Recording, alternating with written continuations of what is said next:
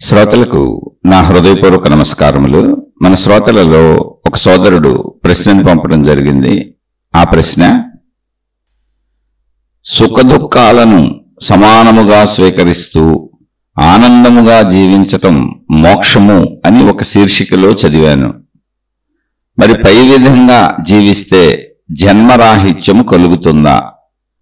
జన్మరాహిత్యము అంటే మళ్ళీ మళ్ళీ జన్మించకపోవడము అని నేను అనుకుంటున్నాను. మోక్షము జన్మరాహిత్యము రెండూ ఒకటేనా? వీటి గురించి వివరించగలరు. మోక్షము జన్మరాహిత్యము ఒకటేనా? ఇది ఫస్ట్. ఇందులో సామాన్యమైనటువంటి ఆన్సర్ పెద్ద విశేషమేం లేదు. రెండూ ఒకటే. మోక్షం అన్నా జన్మరాహిత్యం అన్నా ఒకటే. ఇక్కడ సుఖదుఖాలను సమానంగా స్వీకరిస్తూ ఆనందంగా జీవించటం మోక్షము అని నేను విన్నాను. అది కరెక్టేనా అంటే ఖచ్చితంగా అది కరెక్టే. మోక్షాన్ని పొందిన వాళ్ళు సుఖదుఖాలను సమానంగా స్వీకరిస్తారు. సుఖదుఖాలను సమానంగా స్వీకరించటం అనే ప్రాక్టీసు మోక్ష మార్గంలో, ఆత్మజ్ఞాన మార్గంలో, ఆధ్యాత్మిక చదువులో చేయవలసిందే. అది రోజు చెప్పుకునే శీర్షికలు. అందుకే అసలు సుఖము దుఃఖము ఎందుకు కలుగుతున్నాయి అంటే శరీర భావనలో, నేను ఈ శరీరము అనుకుంటూ మనం జీవిస్తున్నటువంటి పరిస్థితులలో, శరీర భావనలో అనగానే అదేదో తప్పు అనుకోబాకండి. నేను ఈ శరీరం అనేది కరెక్టే. ఆత్మజ్ఞానం, ఆధ్యాత్మిక చదువు అనేటువంటి మళ్ళీ ఆత్మశక్తి గురించి కూడా చెప్పుకుంటున్నాం కనుక, మనలోనే ఉన్న మన ప్రాణశక్తిని ఆత్మశక్తి అని చెప్పుకుంటున్నాం కనుక పదాలు ఉపయోగించేటప్పుడు శరీర భావనలో అంటాం. శరీర భావన నిజమే, శరీరము 100% నిజమే. మనం ఇప్పుడు దాంతోనే జీవిస్తున్నాం. ఈ శరీరము లేకపోతే నేను అనంత ఆత్మశక్తిని తెలుసుకునే అవకాశము, ఆ జ్ఞానాన్ని ఉపయోగించుకునే, అంటే మనిషికి ఉన్నటువంటి జ్ఞాన సంపదను ఉపయోగించుకునే అవకాశము, గ్రహించే అవకాశము, అర్థం చేసుకునే అవకాశము ఇవి కూడా ఉండవు. కనుక అన్నింటికి మూలము శరీరం. ఇక ఈ శరీరముతో మనం జీవిస్తున్నప్పుడు శరీరము నేనన్న భావన సంపూర్ణముగా మనకు ఉన్నప్పుడు, అంటే దాంతోనే మనం సంపూర్ణంగా జీవిస్తాం సహజంగా. ఎవరైనా అంటే శరీరములకు ఏం కావాలి? శరీరానికి అవసరాలు ఉన్నాయి. నిరంతరం శరీరం బ్రతికి ఉండాలంటే గాలి పీల్చుకోవాలి. అది ఫ్రీ, చక్కగా పీల్చుకుంటున్నాం. ఆహారం తినాలి. ఆహారం తినాలంటే మనం ఇప్పుడు ఏర్పరుచుకున్న వ్యవస్థను బట్టి ఆహారం ఏదైనా కొనుక్కోవాలి. కొనుక్కోవాలంటే ధనం కావాలి. అలా ఆహారమే కాదు, శరీరానికి అవసరమైన అనేక, అంటే దుస్తులు, చెప్పులు, అనేక వస్తువులన్నీ కూడా కొనుక్కోవాలి. కనీస అవసరాలు ఏవైనా, ఉండటానికి ఒక వసతి, ఇలా ఈ శరీరమునకు అవసరమైనటువంటి వసతి, వనరులు, ఆహారములు ఇవన్నీ అత్యవసరములు. అంటే బ్రతకాలి, శరీరం బ్రతికి ఉండాలి అంటే వీటన్నింటికి ధనం కావాలి. ఈ ధనాన్ని మనిషి సంపాదించుకోవాలి. అంటే ఈ ధనము అనేటువంటి దాన్ని మనిషి ఏర్పాటు చేసుకున్నటువంటి మానవ లోకంలో, మానవ సమాజంలో మనిషి ఏర్పాటు చేసుకున్నటువంటి ఒక వ్యవస్థ ధనం. ఇది మళ్ళీ ఇతర జీవరాశుల్లో ఉండదు, జంతువుల్లో ఉండదు. అవి ప్రకృతి సహజంగా దొరికిన వాటితో బతుకుతాయి. వాటి జీవన రీతులను బట్టి ప్రకృతి సహజంగా బతుకుతాయి. అంటే ప్రకృతిలో సహజంగా వాటికి దొరికేలా వనరులు, వసతులు ఉన్నాయి.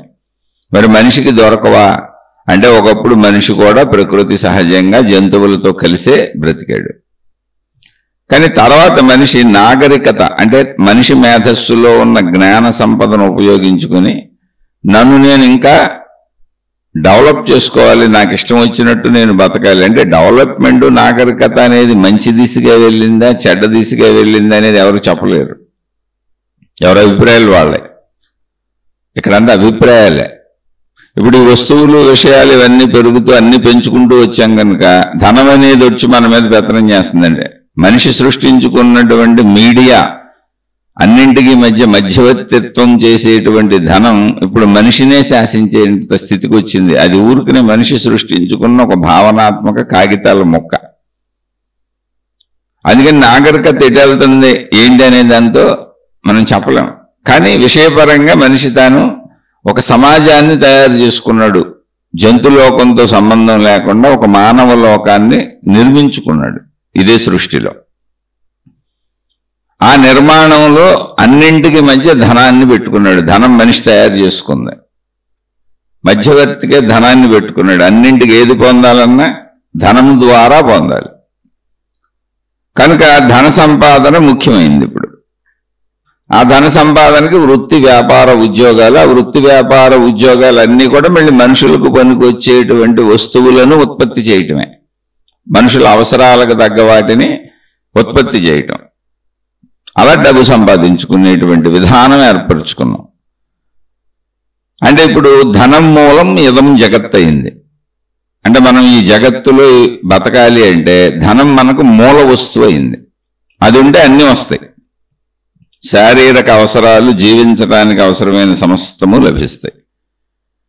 ఇప్పుడు అలా మనకు లభించినప్పుడు శరీరం బ్రతకాలంటే ఆకలి, గాలి పీల్చుకోవటం అనేది సహజంగా జరిగిపోతుంది. దాని గురించి పెద్ద చర్చ లేదు. ఇక ఫ్రీ గాలి ఫ్రీగానే దొరుకుతుంది, సూర్యుడు ఫ్రీ. అందుకని అసలు వాటి గురించి ఆలోచించట్లా. భూమి ఫ్రీ, వాటి గురించి ఆలోచించట్లా మనం.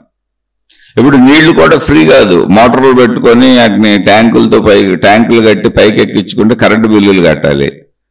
మళ్ళీ ఆ మోటార్లు ఏర్పాటు చేసుకోవటం, బోర్లు వేసుకోవటం, ఇదంతా ఖర్చుతో కూడుకున్నది ఉంది. నీరు కూడా ఖర్చుకు వెళ్ళిపోయింది. ఇంకా మంచినీళ్ళు కూడా అమ్మే స్థితికి వచ్చారు. నీరు కూడా నిదానంగా స్లోగా, అంటే ఉచితమైనటువంటి నీరు కూడా స్లోగా మానవుడి యొక్క నాగరికత పేరుతో చేసుకున్నటువంటి డెవలప్మెంట్లు అనొచ్చు, సుఖభోగాలు అనొచ్చు. ఆ వైపు మానవ సమాజం తాను కష్టపడకుండా యంత్రాలతో ఇతర విషయాలతో వాటిని కష్టపెట్టి తయారు చేసుకుని తాను సుఖపడేలా తాను తయారు చేసుకుంటున్న అనేక వస్తువుల వలన ధనం అవసరమయ్యి ఆ ధన ఆవశ్యకత ఎక్కువ పెరుగుతుంది. అవసరాలను పెంచుకున్నాం, అంతేం లేదు. అవసరాలను పెంచుకోవడం వల్ల ధనం అవసరం ఎక్కువైంది ఏ విధంగానైనా జీవితంలో. కాబట్టి ఇప్పుడు నీరు కూడా ధనంతోనే, శ్రమతోనే. ఒకప్పుడు నీరు కూడా ఫ్రీని, నిజంగా ఉచితమైనటువంటి నీరుని ఇప్పుడు డబ్బుగా మలుచుకున్నాం. మిగిలిన వస్తువులు కూడా అంతే. మనం ప్రకృతి సహజంగా మిగిలిన జంతువులలా జీవించటం ఎప్పుడైతే మార్చుకున్నామో ఆటోమేటిక్గా అన్నీ మారిపోయినాయి. ఆ మార్పు గొప్పది కావచ్చు, గొప్పది కాకపోవచ్చు. ఎందుకనంటే ఆ మార్పు గొప్పది, నాగరికత చాలా మంచిది, డెవలప్ అయిపోయాం చాలా మంది చెబుతారు. కానీ ఆ నాగరికత మన ఏం చేసిందంటే ధనానికి బానిసం చేసింది. ధనం మన నెత్తి మీద ఎక్కాడుతుంది. అంటే ఒకదానికి మనం బానిస అయిపోయాం. అది లేకపోతే మనం బతకడమే కుదరదు. ఇక్కడ అది ఉన్నవాళ్ళే రాజులు మహారాజులు. ఇక్కడ దానికోసం ప్రయత్నాలు మొదలైనవి. అంటే ఏమైంది, అన్నిటికంటే అధిక మేధాశక్తి కలిగినటువంటి మనిషి తనే సృష్టించుకున్న తన లోకంలో ఇరుక్కుపోయాడా. అంటే ఒక సాలేడు ఒక గూడు అల్లుకొని అందులోనే జీవిస్తుంది, అందులోనే ఇరుక్కుపోద్ది. మళ్ళీ ఆ గూడుని తనే చింపేసి చీల్చేసి తినేసి మళ్ళీ మామూలుగా వచ్చేస్తుంది. మళ్ళీ కొత్త గూడు అల్లుకుంటూ ఉంటుంది.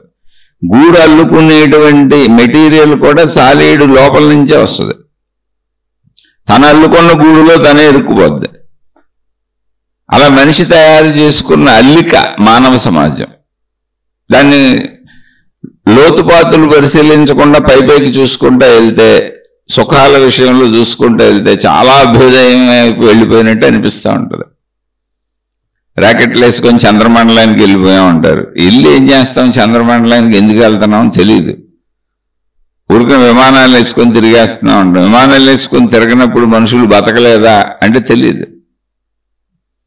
ఈ సెల్ ఫోన్లు, ఈ కంప్యూటర్లు, ఈ డెవలప్మెంట్లు లేనప్పుడు మనుషులు బతకలేదా అంటే బతికారు, కానీ అంత చక్కగా బతకలేదని మనమే సమాధానం చెప్పుకుంటాం. ఏది నాగరికతని, అంటే ఈ సుఖభోగాలను అనుభవించేవాళ్ళు. కానీ ఇక్కడ గమనించవలసిన విషయం ఏంటంటే నువ్వు ఎంత సుఖభోగాలు పెంచుకుంటున్నావో అంత నీ శరీర శ్రమ తగ్గిపోవడం వల్ల శరీరాన్ని నాశనం చేసుకుంటున్నావు. మీరు గమనించండి, సృష్టి సహజంగా జీవించేటువంటి అన్ని జీవులు, జంతువులన్నీ, పశుపక్ష్యాదులన్నీ, ఎక్కడ అనారోగ్యాలు, హాస్పిటల్స్, డాక్టర్లు ఇవేమి ఉండవు. ఎందుకనంటే అవి ప్రకృతి సహజంగా వాటి శరీరాన్ని శ్రమ పెట్టి బతకాల్సిందే. అవి ప్రయత్నించుకొని ఎత్తుక్కొని ఎగురుతాయో వెళ్తాయో మొత్తానికి శరీరాన్ని కదులుతూ నిరంతరం తమకు అవసరమైన వాటిని పొందడానికి ప్రయత్నించుకుంటూ ఉంటాయి. మనం అసలు శరీరాన్ని కదపకుండా ఆపేసి కూర్చొని కూడా డబ్బు సంపాదించుకునే విధానం ఉంది. అలా తయారు చేసుకున్నాం. కోటాను కోట్లు మన కింద మనుషులను పెట్టుకోవచ్చు, బోర్డు చేయొచ్చు. అందుకని మనకి మొత్తం మానవ జాతికి అసలు హాస్పిటల్స్ వచ్చేసినాయి. ఫస్ట్ అసలు అనారోగ్యాలు వచ్చేసినాయి, శరీర నాశనం, తర్వాత ముందు మనోనాశనం, తర్వాత శరీర నాశనం. ఎందుకంటే మనోనాశనం కనపడదు. మానసిక బాధలు, మానసిక భయాలు, మానసిక ఆదుర్దాలు, మానసిక కంగారులు, మానసిక ఒత్తిళ్లు, మానసిక పరమైనటువంటి సమస్త వ్యతిరేకత అంటే వ్యతిరేక గుణములు అన్నీ కూడా శరీరంపై ప్రభావం చూపిస్తాయి. ఎందుకంటే శరీరం ఎలా కదులుతుంది అంటే మానసిక స్పందనను బట్టి, మన లోపల కలిగే భావస్పందనకు అనుగుణంగా శరీరం కనిపిస్తుంది. అందువల్ల శరీరానికి వ్యాధులు తయారైపోయినాయి. రకరకాలుగా మనం తయారు చేసుకున్నాం. వీటికి సుఖాలని పేరు పెట్టుకున్నాం, భోగాలని పేరు పెట్టుకున్నాం, మోడర్న్ సొసైటీ, నాగరికత అని పేరు పెట్టుకున్నాం. అది ఎక్కడ చూసినా నువ్వు పొందేదానికి తగినట్టుగా నువ్వు కష్టపడాల్సిందే. కష్టపడకుండా అది నీకు దొరకదు. ఇప్పుడు ప్రపంచవ్యాప్తంగా మీరు ఎక్కడ చూడండి, జబ్బు లేని మనిషి అసలు ఉండడు. శరీరపరమైన మనసుపరమైనటువంటి ఏదో ఒక రకమైన చిన్నదో పెద్దదో సమస్య లేని మనిషి అయితే ఉండడు. కారణం అసలు నాగరికత మారిపోయింది, జీవన శైలే మారిపోయింది. మరి జంతువులకు ఎందుకు ఇవి లేవు అంటే, జంతువులు అసలు ప్రకృతి సహజంగా చాలా లిమిటెడ్గా చక్కగా జీవిస్తూ ఉంటాయి. మీరు గమనించుకు చూడండి. జంతువుకి ఇప్పుడు నేను రేపు ఎలాగో అని భయం ఉండదు. జంతువులకు కూడా సంతానం ఉంది, స్త్రీ పురుష శారీరక సంపర్కం ఉంది, ఆహారము, నిద్ర, భయము, మైథున సుఖము, ఇవన్నీ కామన్ మనిషికి జంతువుకి. ఆహారం ఉంటుంది, అన్నీ తినాల్సిందే, నిద్రపోవాల్సిందే, అన్నీ శరీరం ఉంది కనుక తనను తాను రక్షించుకోవాలనేటువంటి ఒక భయం ఉంటుంది. ఆ భయంతో అన్ని బతుకుతాయి, రక్షణ చేసుకుంటూ ఉంటాయి, వాటిని రక్షించుకుంటాయి. భయం ఉంటేనే రక్షణ కుదురుతుంది. భయం ఉంది. మైథున సుఖం అంటే శారీరక సుఖం ఉంది. ఇవన్నీ కామనే మనకి, జంతువులకి. కానీ జంతువులు ఎప్పటికప్పుడు ఇప్పుడు ఒక మైథున సుఖం ఇప్పుడు తీర్చుకున్నాయి అనుకోండి, అది ఒక లాలసగా ఉండదు వాటికి. అప్పుడు అది అయిపోయింది అంతే. మళ్ళీ కోరిక కలిగినప్పుడు తీర్చుకుంటాయి. అలాగే ఆహారం తిన్నాయి, అప్పటికి అయిపోయింది అంతే. లాలస ఉండదు. మళ్ళీ మధ్యాహ్నానికి దాచుకోవాలి, సాయంత్రానికి దాచుకోవాలి, రేపుడికి దాచుకోవాలి, నెలకు దాచుకోవాలి, సంవత్సరానికి దాచుకోవాలి, 10 సంవత్సరాలకు దాచుకోవాలి, 100 సంవత్సరాలకు దాచుకోవాలి, 1000 సంవత్సరాలకు దాచుకోవాలి. 1000 సంవత్సరాలు ఎవరన్నా బతుకుతారా మీరు అలా చెబుతున్నారంటే, మీరు చూడండి ఎంతమంది కోటాను కోట్లు సంపాదించిన వాళ్ళైనా ధన సంపాదన ఆపారా? అపర కుబేరులైన వాళ్ళు ధన సంపాదన ఆపారా? ఎందుకని? అసలు ఆపటం అనేది లేదు. ధనం మూలం యతం జగత్. నేను లేకపోతే నా పిల్లలు వాళ్ళ పిల్లలు మా తరాలలో బతుకుతే నేనుంటే ఏంటి, లేకపోతే ఏంటి? అసలు ఆపటం ఆగటం అనేది మనిషికి తెలియదు అసలు. మీరు ఎక్కడైనా చూసుకోండి. ఇప్పుడు శారీరక కోరిక తీర్చుకుంటూనే మళ్ళీ శారీరక కోరిక గురించి ఆలోచిస్తూనే ఉంటాడు. ఎందుకంటే కంటిన్యూటీ కావాలి తనకు. అందుకని పర్మనెంట్గా ఒక భార్య, ఒక భర్త, ఒక విధానం, కుటుంబ వ్యవస్థ వచ్చింది, ఇంకా అడ్డదిడ్డమైన దారులన్నీ తిరుగుతూ ఉంటాడు. లేకపోతే ఇన్ని తప్పులు ఎందుకు ఉంటాయి ప్రపంచంలో? అది మీకు జంతువులలో ఆ ప్రవృత్తి కనపడదు అసలు. అనుభవించి ఆగిపోయి ఉంటే చూడండి, అనుభవించి ఆగిపోయి మళ్ళీ దాని జీవితం గడిపేస్తుంటాయి. మళ్ళీ ఆకలేసినప్పుడే అవి ఆహారం కోసం ప్రయత్నించుకుంటూ బయలుదేరుతాయి. సృష్టి సహజంగా ఏం దొరికిందో అవి తీసుకుంటాయి. సాధు జంతువులు అయితే ఆకులు, అలములు, పళ్ళు, ఫలములు తిని బతికేస్తాయి. అవన్నీ సృష్టిలో దొరుకుతున్నాయి, లేకపోతే ఇన్ని జీవరాశులు ఎందుకు బతుకుతాయి? మనుషులు ఒక్కటే కదా. మనిషి అనేది మానవ జాతి ఒక్కడే. కానీ 84 లక్షల రకాల జీవరాశులు ఉన్నాయని చెప్పారు. 84 లక్షలలో ఒక్క మనిషి. ఆ ఒక్కడిని తీసి 84 లక్షలు పెట్టుకుంటే అన్నిటికీ అన్ని సౌకర్యాలు ఉన్నాయి ఇక్కడ. ఏంటి అవి? రకాలు. 84 లక్షల రకాలు. మళ్ళీ ఒక్కొక్క రకంలో ఇప్పుడు మనుషులు 800 కోట్లు దాటిపోయి వెళ్ళిపోతున్నారు 900 కోట్లకి. ఒక 800 కోట్లు అనుకుంటే ఒక్కొక్క రకములో 800 కోట్లు ఉన్నవి అనుకుంటే 84 లక్షలు ఇంటూ 800 కోట్లు వేసుకుంటే సుమారుగా వాటన్నిటికీ సృష్టిలో ప్రయత్నించకుండా ఉన్న వనరులను వాడుకోవటం. ప్రయత్నించకుండా అంటే ఏంటి? దాన్ని మొక్కలు పెట్టి పండించక్కర్లా. ఇప్పుడు ఒక పక్షి ఆల్రెడీ మొక్కలు ఉద్భవించినవి ఉన్న ఇళ్ళ పక్షులు తింటాయి అంతే. భూమి నుంచి మొక్కలు వస్తానే ఉంటాయి, కొండల మీద గుట్టల మీద ఎక్కడ పడితే అక్కడ మొక్కలు ఉన్నాయి. ఏమి మనుషులు పెంచినవి కాదు, అడవులు ఏవి మనుషులు పెంచినవి కాదు. అలా అన్ని జీవరాశులకి అన్ని ఏర్పాట్లు ఉన్నాయి. సాధు జంతువులకి ఉన్నాయి, క్రూర జంతువులకి ఉన్నాయి. వాటికి పెట్టబడినటువంటి సృష్టి ఇచ్చినటువంటి ఆ శరీర నిర్మాణమును బట్టి అవి జీవిస్తాయి. కానీ క్రూర జంతువులైనా సాధు జంతువులైనా అవి అప్పటికి ఆనందంగా జీవిస్తాయి. అంటే ఎప్పుడు ప్రజెంట్లో జీవిస్తాయి. ప్రజెంట్ అంటే ఇప్పుడు ఆకలేసింది వెళ్తే అంటే హాయిగా పడుకుంటాయి, కడుపు నిండిపోయిందని అంతే. లేదా విశ్రాంతి తీసుకుంటాయి, ఇంకా కొత్త పనులు ఏం పెట్టుకోవు. వాటికి చూడండి మీరు, జంతువులు వేటికి కూడా మనలాగా విందులు విలాసాలు సినిమాలు షికార్లు కాలక్షేపాలు ఏముండవు చూడండి. ఆఖరికి మనం కాలక్షేపాలకి అసలు నవల్స్ అంటే రాసే రైటర్స్ నవల్స్ ఇలాంటి కోటాను కోట్లు ఉన్నాయి. కొన్ని ఏదో జ్ఞానయుతమైన పుస్తకాలు అంటే పర్వాలేదు, కాలక్షేప పుస్తకాలు జస్ట్ టు కిల్ టైం, అంటే సమయాన్ని చంపటానికి గడపటానికి, ఏం తోచట్లేదు ఊరికనే గడపటానికి మనిషి సమయాన్ని గడుపుతూ ఉంటాడు. అది అసలు అలా సమయం యొక్క ఎరుకలో జంతువులు జీవించవు. సమయం యొక్క ఎరుక లేదు వాటికి, అవి ఎప్పుడు ప్రజెంట్లోనే ఉంటాయి. గడిచిపోయిన కాలాన్ని గుర్తు చేసుకొని బాధపడిపోవటం, రాబోయే కాలాన్ని చూసుకొని భయపడిపోవటం అలా ఉండదు జంతువులకి. ప్రకృతి సహజంగా అవి జీవించటం వలన వాటికి ఎంత జ్ఞాన సంపద ఉందంటే ప్రకృతిలో రాబోయేటువంటి విపత్తులను ముందే గమనిస్తూ ఉంటాయి జంతువులు.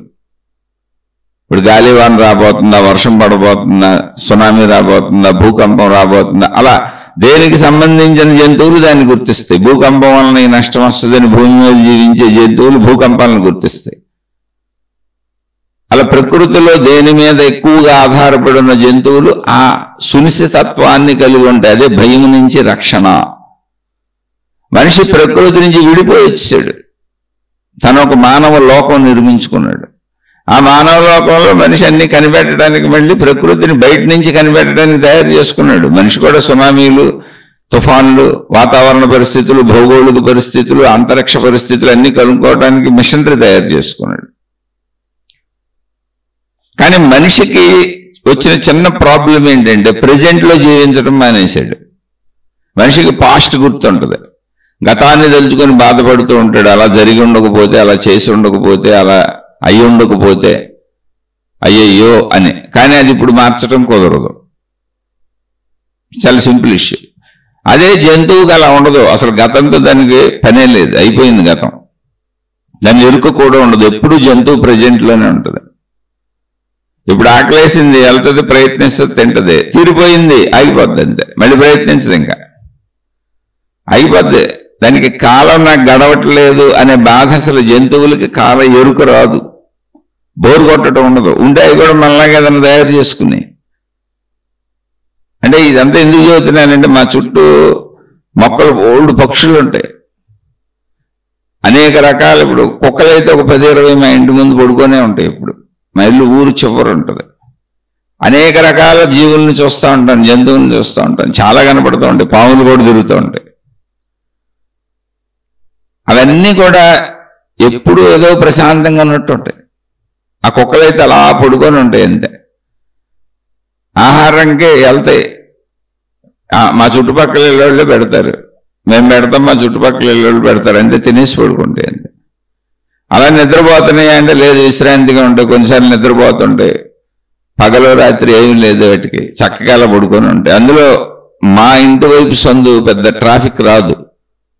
ఎప్పుడన్నా ట్రాఫిక్ ఏ బండో కారో అప్పుడప్పుడు 2-3 రోజులకు ఒకటి వస్తుంది. బళ్ళు అయితే అప్పుడప్పుడు వెళ్తే వాళ్ళు పక్క నుంచి వెళ్ళిపోతారు, అసలు కుక్కలు లేవు. అవి ఎంత అలవాటు పడిపోయినాయి అంటే అసలు ఈ ప్రదేశంలో లేవాల్సిన అవసరం కూడా లేదు, ప్రమాదం ఏం లేదని అలా తలెత్తి చూసి మళ్ళీ పడుకుంటాయి, రెస్ట్ తీసుకుంటుంటాయి. నేను అనుకున్నా మనకు బోరు కొడుతుంది కదా, మనం ఆ సెల్ల పట్టుకొని తిరగేస్తూ ఉంటాం, సినిమాలు చూస్తూ ఉంటాం, లేదా తెలిసిన వాళ్ళకి ఫోన్లు చేసి కబుర్లు చదువుతూ ఉంటాం, లేదా ఏదో ప్లాన్లు వేస్తూ ఉంటాం, లేదా పుస్తకాలు చదువుకుంటుంటాం. అంటే మనకు సమయం తెలిసి బోరు కొట్టడం అనేది ఒకటి ఉంది మనకి. ఆ బోరును తీర్చుకోవడానికి మనిషి అనేకం ఏర్పాటు చేసుకున్నాడు. మనిషి అసలు ఎక్కువ సుఖభోగాలన్నీ మనిషి ఎందుకు కోరుకుంటున్నాడంటే కాలంలో మనిషికి బోరు కొట్టడం అనేది ఒకటి ఉంది మనిషి లోపల. ఎప్పుడు ఎవరో ఒకళ్ళ గురించి, కొంతమంది ఎప్పుడు ఎవరో ఒకళ్ళ గురించి చెప్పుకుంటారు, వాళ్ళు అలా చేశారు వీళ్ళు ఇలా చేశారు. అది మా ఇంట్లో కూడా జరుగుతూ ఉంటుంది. నాకు తెలియంది మా ఇంట్లో జరగండి, అసలు నాకు తెలియంది నేను చెప్పలేను కదా, నేను చెబుతున్నానంటేనే అవన్నీ నాకు తెలుసు అని, అందులో నేను ఆచరించే ఉంటాయని, అవి మా ఇళ్లలో జరిగే ఉంటాయి. ఎందుకని మనుషులందరూ ఇలాగే ఉంటారు, వాళ్ళు అలా చేశారు వీళ్ళు అలా చేశారు, ఇవన్నీ చెప్పుకుంటా ఉంటారు మనుషులు. ఇలా చెప్పుకుంటూ ఆ బోర్డమ్ అనేది ఏదుందో, అంటే కాలం గడవడం లేదు. బోర్ అంటే ఏం లేదు, నాకు కాలం గడవట్లేదు. ఆ గడవట్లేదు కాలం అనేదాన్ని సుఖభోగాలకు తయారు చేసుకున్నారు. జంతువులకు అది లేదు, సంతృప్తి అనేది ఉంది. కాలం అన్నిటికీ ఒకటే, జంతువులకు ఒకటే మనకి ఒకటే, కాలం ఎక్కడ మార్పు చెందాలి అసలు. కానీ జంతువులలో ఇప్పుడు ఆహారం వేసింది, దానికి ఆకలి వేసింది, ఆహారం కావాలి, ఎవరో ఇంత పెట్టారు. ఇప్పుడు మా ఇళ్ల ముందు పడుకుంటే కుక్కలో ఆహారం ముందే పెట్టేస్తాం తీసుకెళ్ళి, ఒక ప్లేస్ ఉంటుంది అక్కడ ఆహారం రోజు పెట్టేస్తారు. నీళ్లు దాంట్లో కుక్కలు తాగడానికి వీలుగా నీళ్లు పెడతాం.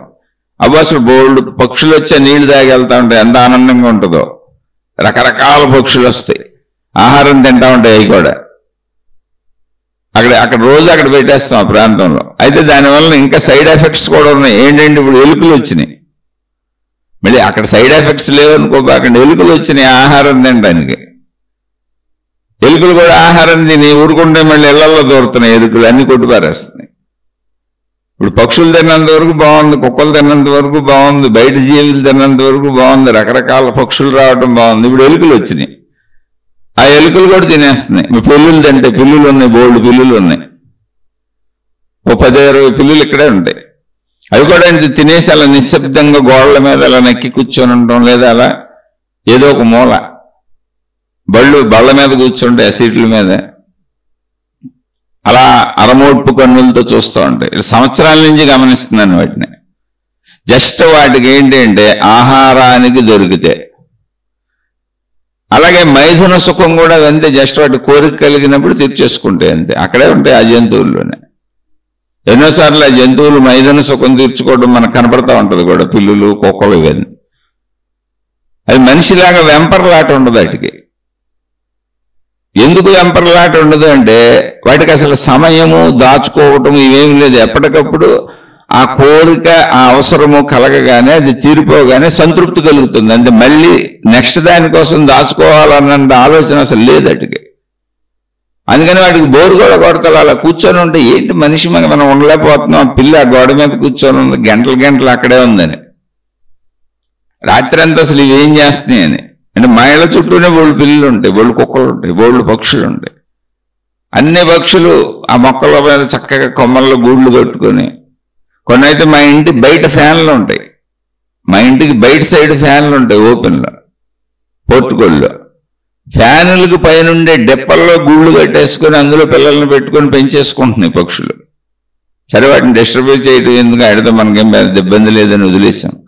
ఒక్కొక్కసారి పాపం అందులోంచి గుడ్లు కింద పడిపోయి పగిలిపోతుంటాయి.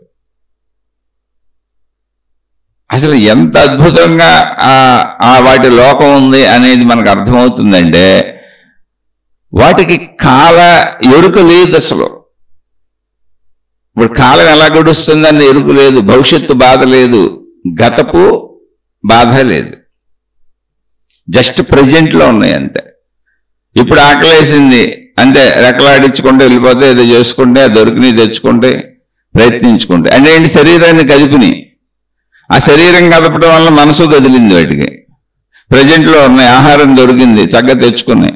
కొన్ని పక్షులు ఆహారం తెచ్చుకొని గోళ్లలో ఉన్న పక్షి పిల్లలకు పెడతా ఉంటాయి. కొన్ని రకాల పక్షులు చూశాను, కొన్ని కాకులు ఇటువంటివి ఆహారం పెడతాం మేము, కొంచెం పెద్ద మొత్తంలోనే ఉంటుంది, ఒక చోట పెడతాం రోజు. వేరే పక్షుల్ని పిలుచుకొస్తూ ఉంటాయి వెళ్ళి. కుక్కలకు వెళ్ళి రోజువారీ ఉండే కుక్కలు ఒక 10 కుక్కల పైన ఉంటాయి, అవన్నీ కూడా స్నేహంగా ఉంటాయి. కొత్త కుక్క వస్తే అరుస్తూ ఉంటాయి. వెళ్ళి ఒకవేళ అటు ఇటు పోతే ఆ కుక్కల్ని పిలుచుకొస్తాయి. అలా చాలా మంది పెడతారు మా ఏరియాలో, అందుకని అక్కడ ఉండిపోయినాయి అవి.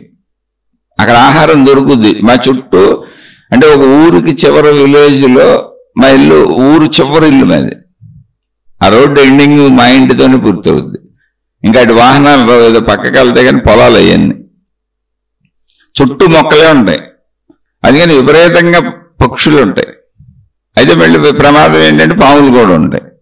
ఇక ఎలుకలు వచ్చినాక కప్పలు గెప్పలు అన్నీ తిరుగుతుంటాయి, వాటి కోసం పాములు వస్తుంటాయి. అందులో మనకు ఇబ్బంది కలిగించేది కొంచెం ఈ పాములు, ఎలుకలు ఇంట్లోకి వచ్చి అన్ని కొట్టేస్తుంటాయి. సరే చిన్న చిన్న జరుగుతాయి అనుకోండి. ఇక్కడ వాటిని గమనించినప్పుడు ఏంటి అంటే కాలభావం లేదు, బోర్డం లేదు వాటికి. మనిషి తాను ఒక లోకాన్ని నిర్మించుకోవటం వల్ల ఏం చేశాడంటే, ఎంతటి లోకాన్ని నిర్మించుకున్నాడంటే అసలు నేను శ్రమ పడకుండా ఉండటం కుదురుతుందా అనే అంత ప్రయత్నం చేశాడు మనిషి. శరీరంతో శ్రమ పడకుండా ఉండడమే సుఖభోగాలు అనుకున్నాడు. చాలా విలాస వస్తువులు తయారు చేసాం, కూర్చోడానికి ఒక మెత్తటి సోఫాలు, పడుకోవడానికి మెత్తటి పరుపులు, హంసతూలికా తలపాలంటారు. అదంతా మనం ఏసీలు ఫ్యాన్లు ఇదంతా మనం ఏమనుకుంటున్నాం, సుఖభోగాలు అనుకున్నాం. కాదు, వాటి వల్ల శరీరం నాశనం అయిపోతుంది, శరీరం శిథిలం అయిపోతుంది, శరీరానికి ఉన్న పటుత్వాన్ని తగ్గించుకున్నాం. మిగిలిన జంతువులకు అలా లేదు, అవన్నీ సహజంగా సృష్టి సహజంగా ప్రయత్నించి బతుకుతాయి కనుక వాటికి శరీర పటుత్వం తగ్గల, మనలాగా జబ్బులు వ్యాధులు బాధలు లేదు. పైగా ఈ సుఖభోగాలు అనేకం తయారు చేసుకున్నాం మనం, దానికి మళ్ళీ ధనాన్ని పెట్టుకున్నాం కనుక అందరికీ అన్ని దొరకవు. ఇక్కడ లేని వాళ్ళు, పేదవాళ్ళు, గొప్పవాళ్ళు అందరూ ఉంటారు. జంతువుల్లో అలా పేద జంతువులు ధనిక జంతువులు అని ఉండవు. జంతువుల యొక్క రకాలలో జంతువులు బలమైనవి ఉండొచ్చు. ఇప్పుడు సింహం మొత్తం అడవికి రాజు అయి ఉండొచ్చు. నువ్వు రాజు ఏంటి, నీ బొంద నేను కూడా నీతో సమానమే, ఏనుగు దాంతో పోట్లాడొచ్చు, ఆ రెండు కొట్టుకోవచ్చు. అది వాటి శరీర నిర్మాణం అలా ఉంది. అని మనుషుల్లో లాగా ఒకే జాతులు, అంటే పిల్లుల జాతి ఒకటే, ఎలుకల జాతి ఒకటి, పక్షుల్లో రకరకాల జాతులు, పక్షి జాతి ఒకటి అనుకుందాం పోని. అలా ఏదైనా ఒకే జాతిలో ఒకే రకమైన జంతువులలో మానవ జాతి ఒకటే కదా. పేద మానవులు, ధనిక మానవులు అలా ఉన్నారు ఇక్కడ. అలా లేవు వాటిలో, పేదరికం అనేది ఉండదు. ఎందుకని అన్నీ సృష్టి సహజంగా జీవిస్తున్నాయి. మనం నిర్మించుకున్న ప్రపంచంలో ఎక్కువ తక్కువలు చేసేసుకున్నాం, కులాలు పెట్టుకున్నాం, మతాలు పెట్టుకున్నాం, జాతులు పెట్టుకున్నాం, డబ్బును బట్టి పేదరికము, ధనవంతులను పెట్టుకున్నాం. మళ్ళీ ధనవంతుల్లో అపర కుబేరులు తయారవుతున్నారు.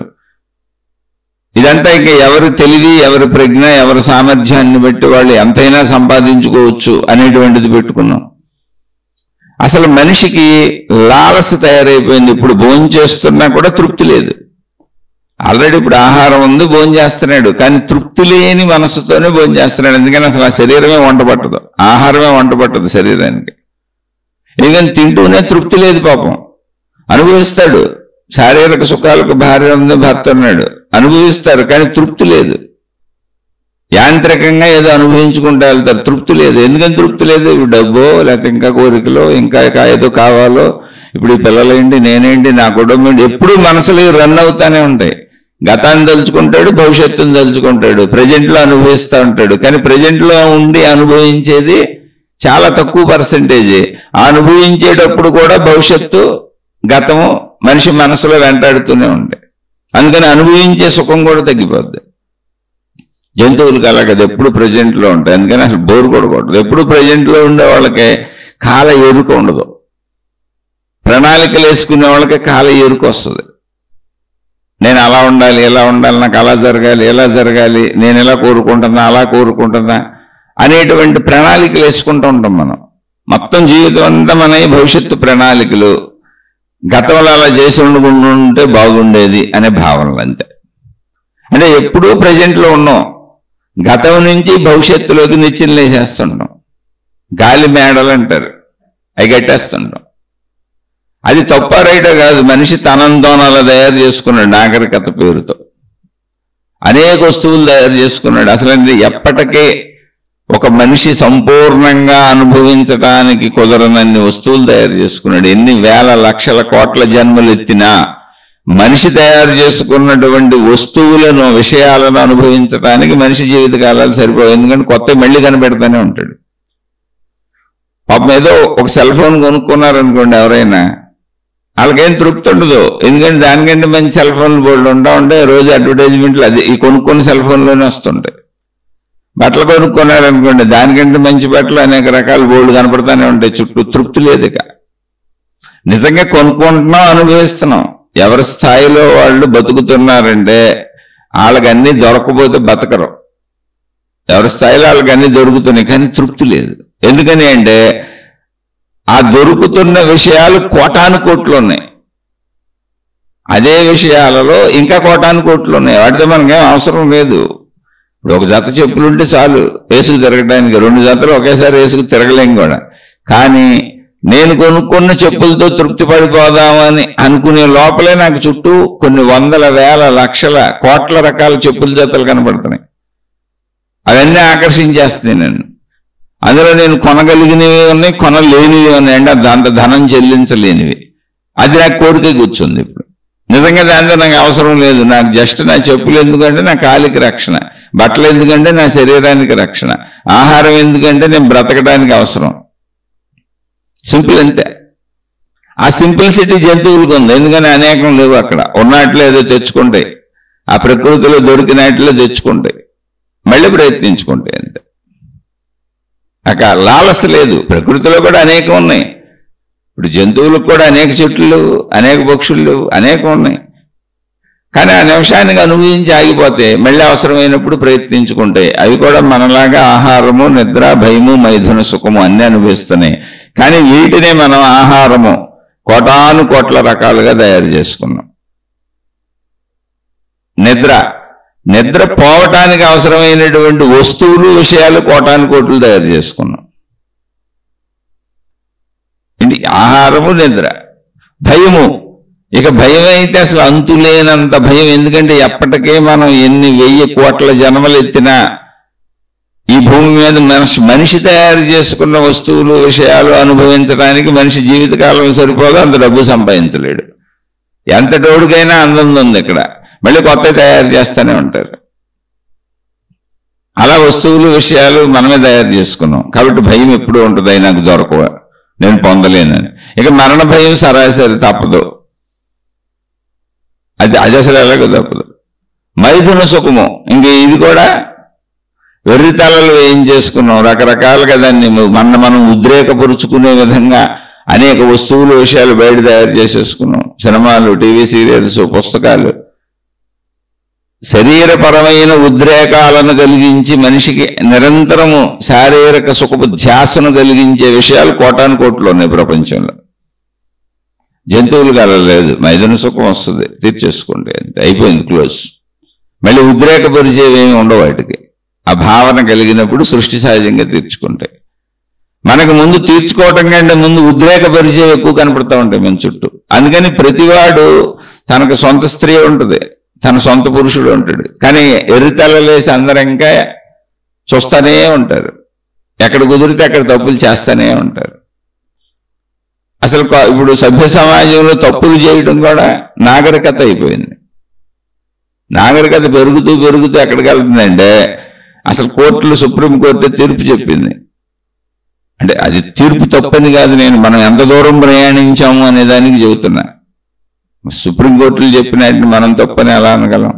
కాదు, అసలు విషయంగా మనిషి ఎంత దూరం వెళ్ళాడంటే మేజర్ అయినటువంటి వాళ్ళు స్త్రీ పురుషులు, వివాహితులైనా అవివాహితులైనా ఎవరికి ఇష్టం వచ్చిన వాళ్ళతో వాళ్ళు గడపచ్చు. శారీరక సంబంధం అనే అంత రేంజ్కి మనుషులు వెళ్ళిపోయాం మనం. అంటే ఇది ఎలా వెళ్ళిందో చూడండి ఇప్పుడు. అందుకని మనకి ఏంటంటే మనం ఏర్పరుచుకున్న నాగరిక ప్రపంచంలో మనం ఇరుక్కుపోయాం. సాలీడు తన అల్లుకున్న గూడులో ఇరుక్కుపోయినట్టు. ఎప్పటికీ ఆ వస్తువులన్నీ పొందలేం, ఎప్పటికీ ఆహార పదార్థాలన్నీ తినలేం. అది కోటాను కోట్ల రకాలు ఉన్నాయి. ఎప్పటికీ ఎంత ఎత్తుకు ఎదిగినా, మనం ఎంత ధనం సంపాదించినా మనకంటే ఇంకెక్కువ అక్కడ కనబడతానే ఉంది. మనం పొందవలసినవి ఇంకా అక్కడ ఉన్నాయి. అవి సాధించుకోలేకపోయిన దిగులు ఎప్పుడు ఉంటుంది. జంతువులకు అది ఉండదు. జంతువులు హ్యాపీగా హాయిగా ఉంటాయి. అందుకనే మనిషి తనను తాను గమనించుకోవటం, సృష్టిని గమనించటం, ప్రకృతిని గమనించటం, ప్రకృతిలో ఉన్న ధర్మాలు, నియమాలు తెలుసుకోవటం, మన చుట్టూ ఉన్న జీవరాశులు ఎలా బతుకుతున్నాయో తెలుసుకోవటం, ప్రకృతికి మనకి ఉన్న సంబంధ బాంధవ్యాలు తెలుసుకోవటం, అసలు నేనెవరు, నేను ఎలా ఉన్నాను, నేను ఎలా ప్రవర్తిస్తున్నాను, ఎలా ఆలోచిస్తున్నానని తెలుసుకోవటం, ఇవన్నీ అవసరమైపోయి మళ్ళీ ఆధ్యాత్మిక ప్రబోధాలుగా, అది మతాలుగా, మార్గాలుగా, దేవుళ్ళుగా, దేవతలుగా, అనేక రకాలుగా, అంటే వస్తువుల్ని ఎలా సృష్టి చేసుకున్నాడో మనిషి, నాగరికత పేరుతో మానవ ప్రపంచంలో మనిషికి అవసరమైన అనేక వినియోగ వస్తువుల్ని ఎలా సృష్టించాడో కోటాను కోట్లు, అలాగే మతాలు సృష్టించుకున్నాడు, దేవుళ్ళను సృష్టించుకున్నాడు, దేవతలను సృష్టించుకున్నాడు, ఆచార సాంప్రదాయ విధానాలను సృష్టించుకున్నాడు, ఇవన్నీ సృష్టించుకున్నాడు. కానీ వాటి అన్నింటిలో ఒక రియాలిటీ, అంతర్గతంగా ఉన్న రియాలిటీ ఆత్మజ్ఞానము, ఆధ్యాత్మిక చదువు. ఆ రియాలిటీ వైపు ప్రయాణిస్తే ఆ రియాలిటీ జ్ఞానాన్ని అందిస్తుంది. నువ్వెలా నిన్ను గమనించుకు చూసుకుని నీకు అన్నీ అర్థమైపోతాయి.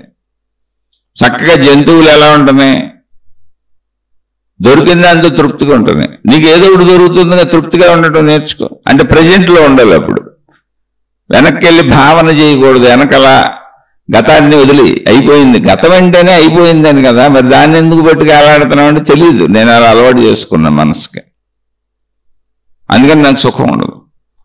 మార్చలేనటువంటి, అయిపోయినటువంటి, చనిపోయినటువంటి గతాన్ని గుర్తుగా పెట్టుకొని ఇప్పుడు దాని గురించి చర్చిస్తూ అప్పుడు అలా చేసి ఉండకపోతే, అప్పుడు అలా జరిగి ఉండకపోతే, అలా అయ్యి ఉండకపోతే అని అనుకుంటూ ఉంటే, ఉండకపోతే గతం అయిపోయింది కదా, ఇప్పుడు ఏం చేయాలి? ఎప్పుడు ప్రజెంట్లో జీవించని చెప్తారు చూడండి. ఇప్పుడు కూడా మహాత్ములు ఆ జ్ఞాన ఎరుక తెలిసిన వాళ్ళు చెబుతున్నారు, నాయన ప్రజెంట్లో జీవించండి అని. మిగిలిన జీవరాశులన్నీ అలా ప్రజెంట్లో జీవిస్తున్నాయి అంతే. ఇప్పుడు నేను చేయగలను, ఈ ప్రజెంట్లో ఏదో ఒకటి నేను చేయగలను, ఏం చేయగలను చేసుకోవటం, తద్వారా లభించిందంటే తృప్తిగా ఉండడం. అందుకే ఇది అంటే ఒక సత్యము, అంటే అసత్యములోకి పరుగులు పెట్టుకుంటూ వెళ్ళిపోయిన మనిషికి సత్యము అనేటువంటిది మళ్ళీ చెప్పాల్సి వచ్చింది. దాని పేరు ఆధ్యాత్మికత. మతం కాదండి, మతం మళ్ళీ మనిషి తయారు చేసుకున్న ఊహ, వస్తువుల విషయాల్లాగానే. దేవుడు దేవత కాదండి, దేవుళ్ళు దేవతలు మనిషి మతానికి నుంచి తయారు చేసుకున్నటువంటి ఉత్పత్తులు, మత ఆధారాలు. మతానికి, మతం నిలబడటానికి పిల్లర్స్ దేవుళ్ళు దేవతలు. మళ్ళీ వాళ్ళకి ఆచార సాంప్రదాయ విధానాలు, పద్ధతులు, మా మతం ఇది, మా మార్గం ఇది, మా దేవుడు ఇది, మేము ఎలా ఉంటాం అనేటువంటి విధానాలు ఏమున్నాయి అంటే వాళ్ళ వేష భాషలు ఏం పెట్టుకున్నారు, అదన్నీ మనుషులు తయారు చేసుకున్నారు. కానీ వీటన్నింటిలో అంతర్లీన సత్యం ఏంటంటే ఆధ్యాత్మికత. నువ్వు ప్రజెంట్లో ఉండు, నువ్వు తృప్తిగా ఉండు. ఆ విషయాలను చెబుతూ ఉంటాయి, కానీ అవి మతం పేరు మీద చెబుతాయి, దేవుడి పేరు మీద చెబుతాయి. అది మనిషి తయారు చేసుకుంది. ఆచార సాంప్రదాయ విధానాల పేరు మీద చెబుతూ ఉంటాయి. సరే, ఎలా చెప్పినా అంతర్లీన సత్యత ఒకటే. ఈ సత్యత అసలు బోధించకుండానే జంతువులు సహజంగా జీవిస్తున్నాయి. జంతువులకి సుఖదుఖాలు లేవు. అంటే సుఖదుఖాలు లేవు అంటే మా మనిషిలాగా ఎక్కడ ఇరుక్కుపోలేదు, ఒక మీడియా పెట్టుకోలేదు, అనేక వ్యవస్థలు తయారు చేసుకోలేదు. ఓ ప్రపంచం కంటే ప్రకృతి ఆధారంగా బ్రతుకుతున్నాయి, అందుకనే హాయిగా ఉంటాయి. అసలు నేను అనుకుంటే ఇంత హాయిగా కుక్కలు ఎలా పడుకోగలుగుతున్నాయి? మనిషి తోచపోతే ఇప్పుడు సినిమాకి బయలుదేరుతాడు, లేదా టీవీ పెడతాడు, లేదా ఫ్యాన్ తీసి తిరగేస్తుంటాడు, లేదా ఎవరికో ఫోన్ చేసి కబుర్లు చెబుతూ ఉంటాడు, లేదా వాళ్ళింటికి వీళ్ళింటికి వెళ్తూ ఉంటాడు, లేదా ధన సంపాదనకి 24 hours పరుగులు పెడతానే ఉంటారు. గాఢ నిద్రలో తప్ప డబ్బును కలవరిస్తూనే ఉంటారు ప్రతి మెలకువలో, మెలుకొనున్నంతసేపు. మరి అవి చక్కగా విశ్రాంతి తీసుకుంటే, రోజు పిల్లల్ని చూస్తూనే ఉంటాను. ఇంత అన్నం పెట్టేది వాటికి కావాల్సింది ఎంత పెడితే ఓ మూల నక్కలా చక్కగా విశ్రాంతిగా ఉంటాయి, మధ్యలో ఏదో అలా తిరుగుతూ ఉంటాయి. కుక్కలు అలాగే ఉన్నాయి, చుట్టూ పక్షులు అలాగే ఉన్నాయి, ఇంచుమించు మాకు అవి కనపడుతున్నాయి రోజు. అలానే జంతువుల అజ్ఞానంతో ఉండమని కాదు, ఇంకా జ్ఞానంతో నువ్వు హాయిగా ఉండొచ్చు. ఎందుకంటే జంతువుకి తనను తాను తెలుసుకునేటువంటి సౌకర్యం లేదు.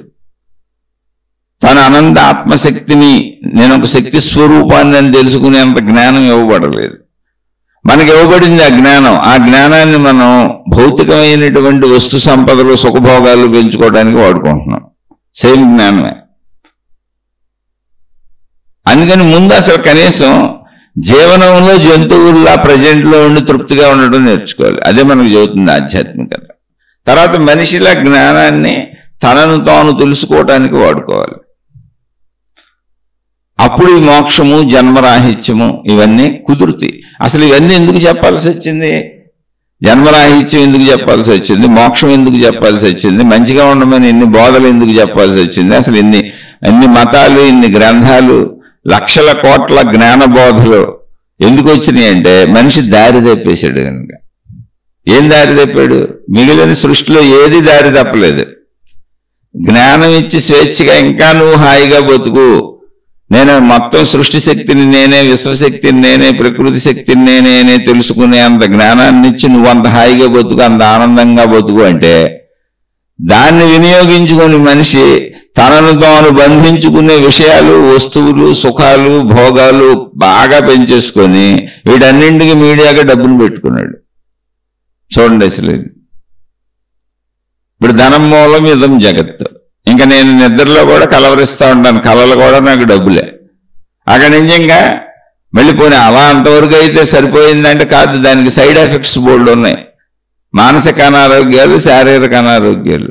అసలు ప్రపంచవ్యాప్తంగా ఎన్ని హాస్పిటల్స్ ఉండుంటే ఒకసారి చూడండి, ఎంతమంది డాక్టర్లు ఉండుంటారు ఒకసారి చూడండి, ఎన్ని రకాల మందులు ఉండుంటే ఒకసారి ఊహించండి.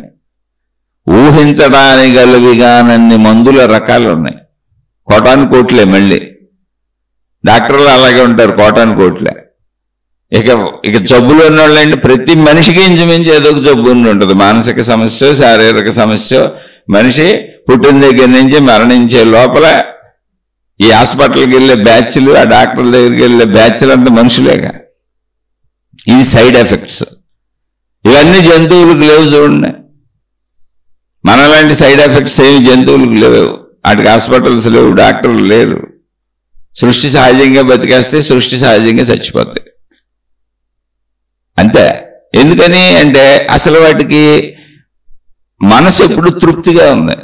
ఎందుకని ఎప్పుడు ప్రజెంట్లోనే ఉన్నాయి. ఇప్పుడు ఆకలేసింది, తిన్నాను, అయిపోయింది, క్లోజ్ అంతే.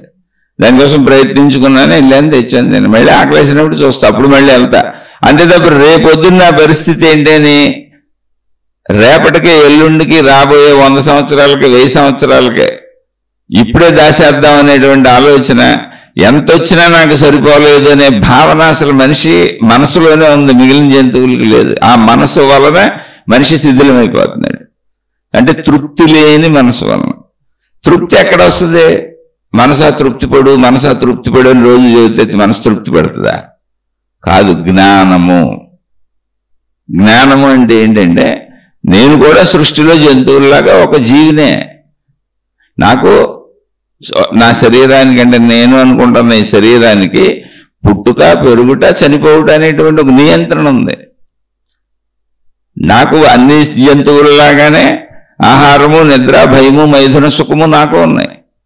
చక్కగా అలాగే నేను నాకేం కావాలో తినేసి ఆగి దొరికినప్పుడు దానికి ప్రయత్నించుకుని నన్ను నేను సంతృప్తి పరుచుకుందామంటే ఆల్రెడీ నేను వచ్చేటప్పటికే మానవ లోకం అనంతంగా విస్తరించిపోయింది. ఎన్ని తిన్నా అసలు రుచులు రకరకాలు ఉన్నాయి. కొన్ని ఏదో ఇది తిని ఆగిపోదామంటే అసలు నేను సెలెక్ట్ చేసుకోవడానికే నాకు వల్ల కానన్ని వెరైటీలు ఉన్నాయి. మనసుకు గందరగోళం అయిపోతుంది. హోటల్కి వెళ్ళిపోయి నాకు ఫలాంత కావాలా అందంటే హోటల్లో 30-40 రకాలు ఉన్నాయి. ఇడ్లీ చేస్తే దోశ గుర్తొస్తుంది, దోశ చేస్తే పూరి గుర్తొస్తుంది, పూరి చేస్తే గారి గుర్తొస్తుంది, గారి చేస్తే వడ గుర్తొస్తుంది, అలా ఏదో ఒకటి గుర్తొస్తుంది. ఏది తినాలో దానికి కన్ఫ్యూజ్ అయిపోతున్నా. ఎప్పటికైనా అన్ని తినేయాలి అనుకుని రోజుకొకటి తింటూ రేపొద్దున కొత్త గోళ్ళు పెట్టుకొని మళ్ళీ ప్రయాణించుకుంటూ వెళ్ళిపోతున్నా. ఇలా అన్ని విషయాలలో, పంచేంద్రియ అవసరాలు, అన్ని విషయాల్లో అవసరాలు పోయినాయి, సుఖాలు వచ్చేసినాయి. కానీ ఎందుకంటే అవి ప్రపంచంలో ఉన్నాయి, నేను కన్ఫ్యూజ్ అయిపోతున్నానంటే. ఆ కన్ఫ్యూజన్ని నువ్వే పోగొట్టుకోవడం ఆధ్యాత్మికత. ఆ కన్ఫ్యూజన్ నువ్వే పోగొట్టుకోవాలి.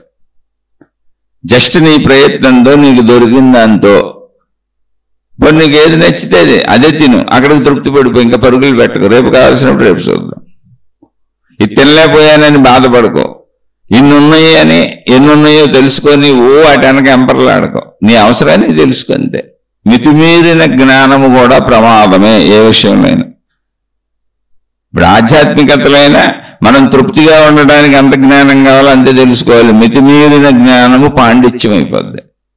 అనేక మంది ప్రవచనకారులు ప్రవచనాలు చెబుతూ ఉంటారు. ఈ మధ్య ఒక మహానుభావుడు, పెద్ద ప్రవచనకర్త ఆయనకి ఏదో పద్మవిభూషణ్ కూడా ఇచ్చారు. ఆయన ఏమన్నారంటే, ఈ ప్రవచనాలు, ఈ పాండిత్యం ఊరుకునే మీ అందరికీ చెప్పడానికేను, మరి నేను ఆచరించుకోవాలి కదా. నేను కూడా రమణ భగవానులా నేనెవరు ఇవన్నీ చదివాను, మీకు దాని మీద ప్రవచనాలు కూడా చెప్పాను. అందుకని నేను అసలు ఇక ప్రవచనాలు ఆపేసి, ఎందుకంటే నాకు సరిపోయిన డబ్బు ఉంది, మీకే నేను నీతి సూక్తులు చెబుతున్నాను, ఎన్నో సంవత్సరాల నుంచి చెబుతున్నారు. ఆయన వృత్తి అదే, ప్రవచనాలకు డబ్బులు తీసుకుంటారు ఎంతని చెప్తారు, కానీ చాలా మంచి అయినా గొప్ప అయినా ఆయన బ్రతకడానికి బ్రతుకు తెరువు అదే ఆయనకి.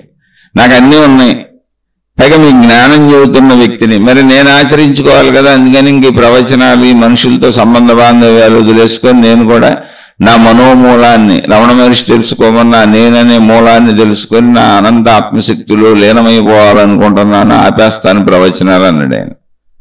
ఆ చెప్పిన రోజున స్టేజ్ మీద ఆయన ఏడ్ చేశాడు, కొంచెం జనం ఏడ్ చేశారు. ఎందుకంటే ప్రవచనకర్తలు టీవీల్లో వాటిల్లో వీటిల్లో వచ్చేస్తుంటారు కదా, అందుకని వేల లక్షలాది మందికి తెలుస్తారు, వాళ్ళు సెలబ్రిటీలు అయిపోతారు.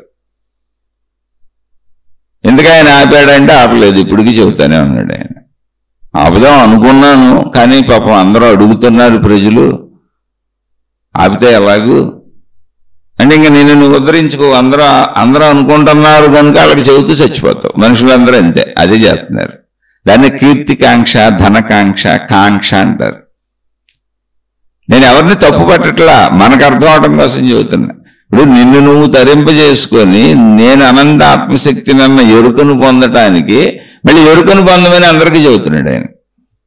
జోకేంటి తెలుసా, ఆయన చెప్పే ప్రవచనాలన్నీ మీరు మంచిగా ఉండండి, ధర్మంగా ఉండండి, ఎక్కడో చోట తృప్తిగా ఉండండి, ఎక్కడో చోట ఆగిపోండి. ఆ పరుగులు పెడితే ఎంత దూరం వెళ్ళినా మీకు మానసిక బాధలు, శారీరక బాధలే తప్ప తృప్తి పడకపోతే, మీరు ఆగకపోతే జీవితం ఆగదు. అలాంటి ఉపమానాలు అద్భుతంగా చెబుతాడు. అది చెప్పండి, ఆయనకి పద్మవిభూషణ్ ఇచ్చారు. కానీ తాను ఆగుదాం అనుకున్నాడు, పాపం ఆయన ఆగట్లేదు. ఆయన కూడా చెప్పాడు, తన మనసు చెబుతుంది, మనకు చెప్పుద్దుగా మంచి చెడు. ఎంతమందికి ఇన్ని ఉపన్యాసాలు చెబుతున్నాను, ఎంతమందికి మంచి చెబుతున్నాను, ఎంతమందికి ఆత్మజ్ఞాన సబ్జెక్టులు కూడా చెప్పేస్తున్నాను, మంచిగా బతకడానికి అవసరమేమి చెప్పేస్తాను అన్నప్పుడు ఎదుటివాడికి చెబుతున్నదంతా తన మనసు కూడా వింటుందిగా, మళ్ళీ అది అడుగుద్దిగా. ఇప్పుడు మనం కూడా సంతృప్తి పడి ఆగిపోవాలి, మనకు సరిపోను డబ్బు వచ్చేసింది, మనకు సరిపోను అన్నీ వచ్చేసినాయి, వనరులు ఉన్నాయి, వసతులు ఉన్నాయి, వాళ్ళందరినీ ఆగమంటున్నాం కదా, మనం ఆగిపోవాలి కానీ అది చెప్పుద్దిగా. చెప్పింది పాపం ఆయనకి.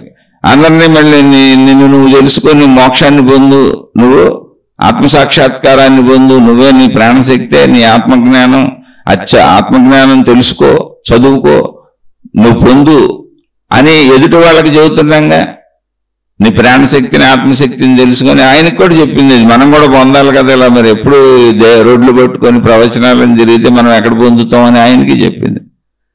అందుకని ఆయన సభా వేదిక మీదే చెప్పారు, కన్నీళ్లు పెట్టుకొని. కోటాను కోట్ల మందికి తెలిసిన ప్రవచనకర్త ఒకళ్ళు కాదు, ఇలా దేశవ్యాప్తంగా ఉన్నారు. మీరు చూసుకోండి, ప్రపంచవ్యాప్తంగా అన్ని మతాల్లోనూ ఉన్నారు. వీళ్ళందరూ అందరికీ చెబుతూ ఉంటారు, మీరు మంచిగా ఉండండి, మీరు తృప్తిగా ఉండండి, ఓ డబ్బు వెనకబడబాకండి, కీర్తి ప్రతిష్టలు వెనకబడబాకండి, ఓ మిమ్మల్ని మీరు పెంచుకోబాకండి, ఎక్కడో చోట ఆగిపోండి, మీకు సరిపోను పెట్టుకొని ఒక తృప్తిగా జీవితం జీవించడం నేర్చుకోండి, అక్కడి నుంచి మీరు మోక్షానికి వెళ్ళిపోండి అని చెబుతారు. కానీ వాళ్ళు ఆగరు, వాళ్ళు మోక్షాన్ని పొందరు, వాళ్ళు వెళ్తానే ఉంటారు. చాలా మంది మళ్ళీ ఇలా గురువులు, మహాత్ములు, వాళ్ళందరినీ గురువులు, మహాత్ములు అని పిలుస్తారు ప్రజలు పాపం. ఇంతగా వాళ్ళు వెళ్ళటంలా, మమ్మల్ని వెళ్ళమంటారు, మీరు ఎందుకు వెళ్ళటం లేదని ఎవరూ ప్రశ్నించరు. ప్రపంచంలో మార్పు ఎందుకు రావట్లేదో తెలుసా, అందరూ మాటలే చెబుతున్నారు, ఆచరించి చూపించేవాళ్ళు కావాలి ఇక్కడ. ఇప్పుడు వాళ్ళు ఆగిపోయారు అనుకోండి, వాళ్ళని చూసి ఆగిపోతారు. చూసావా, ఈయన కొంత డబ్బు రాగానే ఆగిపోయాడు, ఆ మంచి నేర్చుకున్నాడు, ఆ మంచితో బతుకుతున్నాడు, ఇప్పుడు సాధనలు చేసుకుంటున్నాడు. ఏమంటే ఈయన పెద్ద ప్రవచనకారుడు అండి, ఒకప్పుడు గొప్ప పేరుందండి ఆయనకి, చాలా పెద్ద గురువు గారండి, లక్షల కోట్ల మందికి ఆయన తెలుసండి, ఎంతో మంది ఆయన్ని అనుసరిస్తారండి. చూడండి, ఇప్పుడు ఆయన చక్కగా ఆగిపోయి తన మూలానికి వెళ్ళిపోయి తనను తాను తెలుసుకునే ప్రయత్నంలో, ఆ ధ్యానంలో, ఆ తపస్సులో నిమగ్నమైపోయాడండి ఆయన అన్నప్పుడు ప్రజలు ప్రయత్నిస్తారు. ఇక్కడ ప్రయత్నించడానికి అసలు ఎవరున్నారు, అందరూ చెప్పేవాళ్ళే. చెప్పటమే రావటం అనుకుంటున్నారు, అందరూ నా బోటుకు వెళ్ళే వాచా వేదాంతం అంటారు. అంటే వాళ్ళ కాళీగోటుకి నేను సరిపోను, నేను అసలు సామాన్యుడిని, అటువంటి మహాత్ములు కాలిగోటుకు కూడా నేను సరిపోను. అయినా వాళ్ళు కూడా ఆగట్లేదు అంటున్నా. అందుకే మనుషులు ఆగరు. ఆగిపోతానని వేదిక మీద చెప్పిన ఆయన కూడా ఆగట్లేదు. ప్రజల సమక్షంలో వేదిక మీద కోటాను కోట్ల మంది ముందు కళ్ళ నీళ్లు పెట్టుకొని కళ్ళ నీళ్ల పర్యంతమై చెప్పాడు ఆయన, ఆగిపోతాను, ఇక చాలు, మీ అందరికీ బోధలు చేసిన నన్ను నేను తరింపు చేసుకోవద్దా అని. మళ్ళీ తర్వాత ఇంకా ఆయనే చెప్పాడు, మళ్ళీ ప్రజల్ని తరింపు చేయడం ఎలాగా, అందరూ అడుగుతున్నారు, ఆగటం కుదరదు, వీళ్ళందరినీ ఉద్ధరించాలి, వీళ్ళందరికీ మేలు చేయాలి, అందుకని నేను తిరుగుతాను. ఇప్పుడు మహాత్ములు అందరూ అయ్యే చెప్పేది, మిమ్మల్ని ఉద్ధరిస్తాం, మిమ్మల్ని రక్షిస్తాం, మిమ్మల్ని కాపాడతాం, మీకు మేలు చేస్తాం. ఒరే నాయన, నిన్ను నువ్వు ఉద్ధరించుకోలేదు, నువ్వు ఆగలేదు, నీకు సంతృప్తి లేదు, ఏ విషయంలో లేదు. దేవుడి విషయంలో ఉందా? దేవుడి విషయంలో నేను ఇంతమందిని ప్రచారం చేశానన్న నీకు సంతృప్తి ఉందా? కాదు. ప్రపంచం మొత్తం నీ మతాన్ని చేసేయాలనుకుంటున్నావు, ప్రపంచం మొత్తం నీ దేవుణ్ణి ఫాలో అయిపోవాలనుకుంటున్నావు, ప్రపంచం మొత్తం నీ దేవుణ్ణి, పైగా మళ్ళీ నీ దేవుళ్ళలో వేల మంది నీలాంటి గురువులు ఉంటారు, మళ్ళీ వాళ్ళ కాదు, నీ మార్గంలోకి వచ్చి అదే దేవుడికి వేల మంది ప్రచారకులు ఉంటారు, గురువులు ఉంటారు. కాదు, మళ్ళీ నీ మార్గంలో నువ్వు పెట్టిన సంస్థ పేరులోకి వచ్చి ప్రపంచం అంతా నీ సంస్థ ఆక్యుపై అయిపోయి మొత్తం ప్రపంచంలో వాళ్ళందరూ నువ్వు చెప్పిన సత్యాన్ని అనుసరించి నిన్ను గురువుగా స్వీకరించి నీ దేవుడికి వచ్చేస్తే గాని నీకు తృప్తి రాదు. అప్పుడు నువ్వు ఇంకెప్పటికి వెళ్తావు? కోట్ల జన్మలు ఎత్తినది జరగదు. కానీ మీరు ఒక్కసారి ఆలోచించండి, ఇప్పుడు ప్రచారం చేస్తున్న ప్రచారకులు ఏ మతాల్లో వాళ్ళైనా సరే వాళ్ళ ఉద్దేశం ఇది కాదా? మొత్తం ప్రపంచాన్ని వాళ్ళ దాంట్లోకి లాగేసుకోవటం కదా? అలా అసలు ఆ ఉద్దేశం లేనివాడు ప్రచారానికి వెళ్ళడుగా. అలా అవుద్దా? పూర్తవుద్దా? ఎందుకని అవదంటే నీలాంటి వాళ్ళు ఇక్కడ వేల మంది లక్షల మంది కొట్టుకు చేస్తున్నారు, అందరూ ప్రపంచాన్ని మింగేద్దామని ఉన్నారు.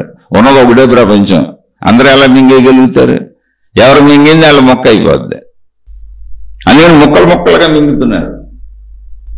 జాగ్రత్తగా గమనించండి. ఎవరికాళ్ళు ఇప్పుడు ప్రపంచాన్ని ముక్కలుగా మింగుతున్నారు. అందుకని అనేక మతాలు వచ్చినాయి, అనేక మార్గాలు వచ్చినాయి, అనేక విధానాలు వచ్చినాయి, అనేక పద్ధతులు వచ్చినాయి.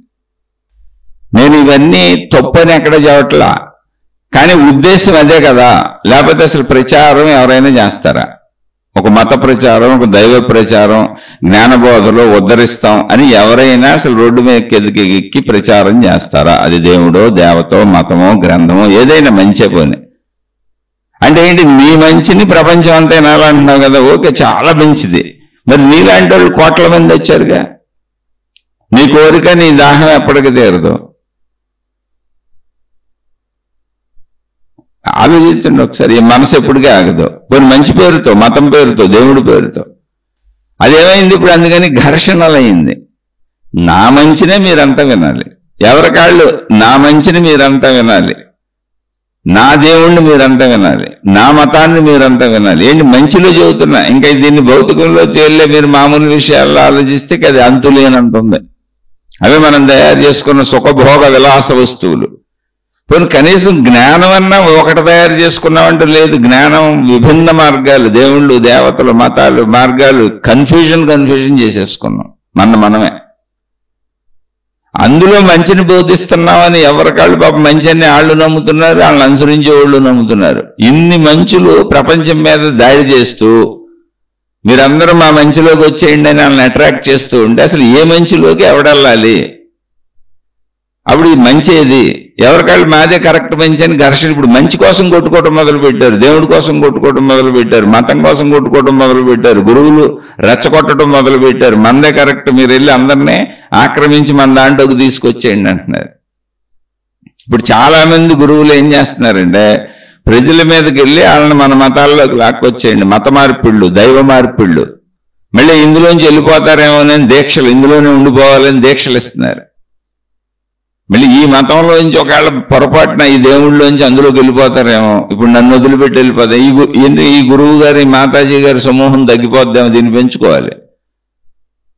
అందుకని వాళ్ళకి దీక్షలు ఇచ్చి వాళ్ళని ఇందులో బంధించి ఉండిపోయేలా చేస్తున్నారు. ఇదంతా మంచి పేరు మీద, మతం పేరు మీద, దేవుడి పేరు మీద, జ్ఞానం పేరు మీద, బోధల పేరు మీద, వాళ్ళని ఉద్ధరిస్తామన్న పేరు మీద, జ్ఞానం పేరు మీద జరుగుతున్నటువంటి చేష్టలో ఇవి అకృత్యాలా సత్కృత్యాలా? మీరే ఆలోచించండి. అంటే మంచి కూడా ఎలా అయిపోయిందో చూడండి అసలు. అందుకని విచక్షణా జ్ఞానం లేని వాళ్ళకే ఎప్పటికీ ప్రపంచంలో సత్యము తెలియదు. విచక్షణ జ్ఞానం ఉన్నవాడికి అసలు మతంతో పని లేదు, మార్గంతో పని లేదు, దేవుడితో పని లేదు, గురువుతో పని లేదు. ఎందుకని? ఎవరికాళ్ళు వచ్చి మీద పడిపోయి నా మంచే చేసుకో, నా మంచే తీసుకో అన్నా కూడా ఎలా ఎన్ని మంచిలు తీసుకోగలం? మంచిగా బతుకుతాను అంతే. నాకు నీ గురువుతో, నాకు నీ దేవుడితో నాకేం పని, నీ మతంతో నాకేం పని? ఏ మతమైనా నాకు సమ్మతమే, ఏ గురువైనా నాకు సమ్మతమే. మీరు నా జీవితంలో పనికొచ్చే మంచిని తీసుకుంటా, అన్ని మతాల నుంచి తీసుకుంటా, అందరి దేవుళ్ళ దగ్గర నుంచి తీసుకుంటా. కానీ ఇప్పుడు ఈ ప్రచారకులు చేసేది ఏంటి? మీరు ఒకసారి ఆలోచించండి. విచక్షణ వాడండి, కొంచెం జ్ఞానాన్ని వినియోగించండి సార్. బుర్రలో ఉంది కదా అది. అందరూ మంచి చేస్తున్నారండి, కానీ అందరూ మంచి చేసేవాళ్ళు మాదే మంచి కరెక్ట్ అంటే మంచిలన్నీ కొట్టుకుంటున్నాయి. ఇప్పుడు మంచిలు కొట్టుకోవటం ఏంటి అసలు? మంచిలు కొట్టుకోవటం ఏంటి? దేవుళ్ళ పేరు మీద కొట్టుకోవటం ఏంటి? మతాల పేరు మీద కొట్టుకోవటం ఏంటి? మా మతమే కరెక్ట్ అని కొట్టుకోవటం ఏంటి? మా దేవుడే కరెక్ట్ అని కొట్టుకోవటం ఏంటి? మా మంచి కరెక్ట్ అని కట్టుకోవటం ఏంటి? మా గురువే కరెక్ట్ అని కొట్టుకోవటం ఏంటి? మా మాతాజీ కరెక్ట్ అని కొట్టుకోవటం ఏంటి? మేము కరెక్టే చెప్పామని మేము నిరూపించుకోవడానికి ఒకళ్ళ మీద ఒకళ్ళు దండయాత్రలు ఏంటి? సోషల్ మీడియాలంతా అయ్యాగా. అంటే మంచి పేరుతో మళ్ళీ ఒక లోకం సృష్టించేసుకున్నాం. మానవ లోకం విడిగా ఒకటి సృష్టించుకున్నాం. వేల కోట్ల జన్మలెత్తినా తరగనన్ని వస్తువులు తయారు చేసుకుంటున్నాం. ఎన్ని జన్మలెత్తినా ఎన్నిసార్లు అనుభవించినా ఇంకా కొత్తవి ఉంటానే ఉంటాయి. అందుకని మనకు ఎప్పటికీ లాలస తీరదు, కోరిక తీరదు. మనసు ఎప్పుడు బాధగానే మూలుగుతూ ఉంటుంది. దానివల్ల శరీరం ఎప్పుడు అనారోగ్యాలకే మూలుగుతూనే ఉంటుంది. ఎప్పటికీ మనం అనుభవించడానికి ఎంత సంపాదించినా ధనం సరిపోదు. ఎందుకంటే మనం ఇంకా అక్కడ వస్తువుల విషయాలు అనుభవించాల్సిన భోగాలు అలా ఉన్నాయి. ఈ లోపల చావస్తుందండి. పోనీ ఇక్కడ ఎలా తయారు చేసుకున్నావా అంటే, నాయనా ఇది సత్యం కాదు, నువ్వు తృప్తిగా ఉండాలని చెప్పడానికి ఏర్పాటు చేసుకున్న మతాలు బోల్డ్ వచ్చేసినాయి, మార్గాలు బోల్డ్ వచ్చేసినాయి, దేవుళ్ళు బోల్డ్ వచ్చేసారు. ఇప్పుడు అందులో జస్ట్ నువ్వు తృప్తిగా ఉండవయా, జంతువులు చూడు ఎంత తృప్తిగా హాయిగా ప్రజెంట్లో బతికి ప్రజెంట్లో హాయిగా ఉంటున్నాయి, సంతృప్తిగా ఉంటున్నాయి అని జస్ట్ చెబుదాము అని బయలుదేరినటువంటి మతాలు, మార్గాలు, దేవుళ్ళ విధానాలు అయిపోయి అవి కోటాను కోట్ల మార్గాలు అయిపోయి అందులోకి మనుషులు వెళ్ళిపోయి మళ్ళీ వాళ్ళు మేము గురువులు, మేము మాతాజీలమే అని వాళ్లే పేర్లు పెట్టేసుకొని మేము మహాత్ములు అయిపోయామని చెప్పుకొని మేము ఋషులు, యోగులు, మునులు అనే టైటిల్స్ వాళ్లే తగిలిచ్చేసుకొని, అందులో నిజమైన వాళ్ళు చాలా మంది ఉన్నారండి. నిజమైన వాళ్ళందరి పాదములకు నా శిరసా వందనములు అలా తగిలిచ్చేసుకొని ఎవరికి వాళ్ళు మళ్ళీ అందరినీ తన దాంట్లోకి లాగేసుకుందామని ప్రయత్నిస్తే, నువ్వు నీ మతంలోకి లాగుదాం అనుకున్నావు కదా, నువ్వు నీ దేవుళ్ళలోకి లాగుదాం అనుకున్నావు కదా, వాళ్ళు అప్పటికి ఏదో ఒక మతంలో లేరా, ఏదో ఒక దేవుడితో లేరు వాళ్ళు. అంటే ఇప్పుడు నువ్వు ఎవరిని లాగుతున్నావు? అందరూ ఏదో ఒక దేవుడితో ఉన్నారు, ఏదో ఒక మతంతో ఉన్నారు. అసలు మతం వద్దు, దేవుడు వద్దు, మేము నమ్మం, నాస్తికులు అన్నవాళ్ళు మీరు ఎంత ప్రయత్నించినా మీ వైపు కూడా రాకపోగా మిమ్మల్ని అడ్డమైన బూతులు తిడితే అక్కడ వాళ్ళు ప్రజలను మోసం చేస్తున్నారని హేతువాదులు, మానవవాదులు, నాస్తికులు ఆల్రెడీ వీళ్ళు చేసేటువంటి కుట్రలో కుతంత్రాలు బయట పెడుతున్నారు. ఇప్పుడు నేను మంచివి నీకు బోధిస్తాను అని రోడ్లమ్మడి పడి ఇళ్ళమ్మడి తిరుగుతూ మా దేవుడు నిజమైన దేవుడు, మాది నిజమైన మంచి, మా గురువు నిజమైన మంచోడు అని రోడ్లమ్మడి తిరుగుతూ ప్రజల్ని అట్రాక్ట్ చేసే వాళ్ళ దాంట్లోకి లాక్కునే వాళ్ళు అందరూ ఏంటి, మా గురువులోకి, మా దేవుళ్ళలోకి, మా మతంలోకి, మా విధానంలోకి, మా పద్ధతిలోకి, మా రంగు బట్టల్లోకి, మా స్టైల్స్లోకి అలా లాక్కుంటున్నావే. వాళ్ళందరూ ఏదో ఒక దాంట్లో ఉన్నోళ్ళేగా, ఏదో ఒక దేవుణ్ణి పూజిస్తున్నోళ్ళేగా, ఏదో ఒక మతంలో సాగుతున్నోళ్ళేగా, ఏదో గురువు వాళ్ళకే తెలుసుగా. మరి ఎందుకు లాగుతున్నావు?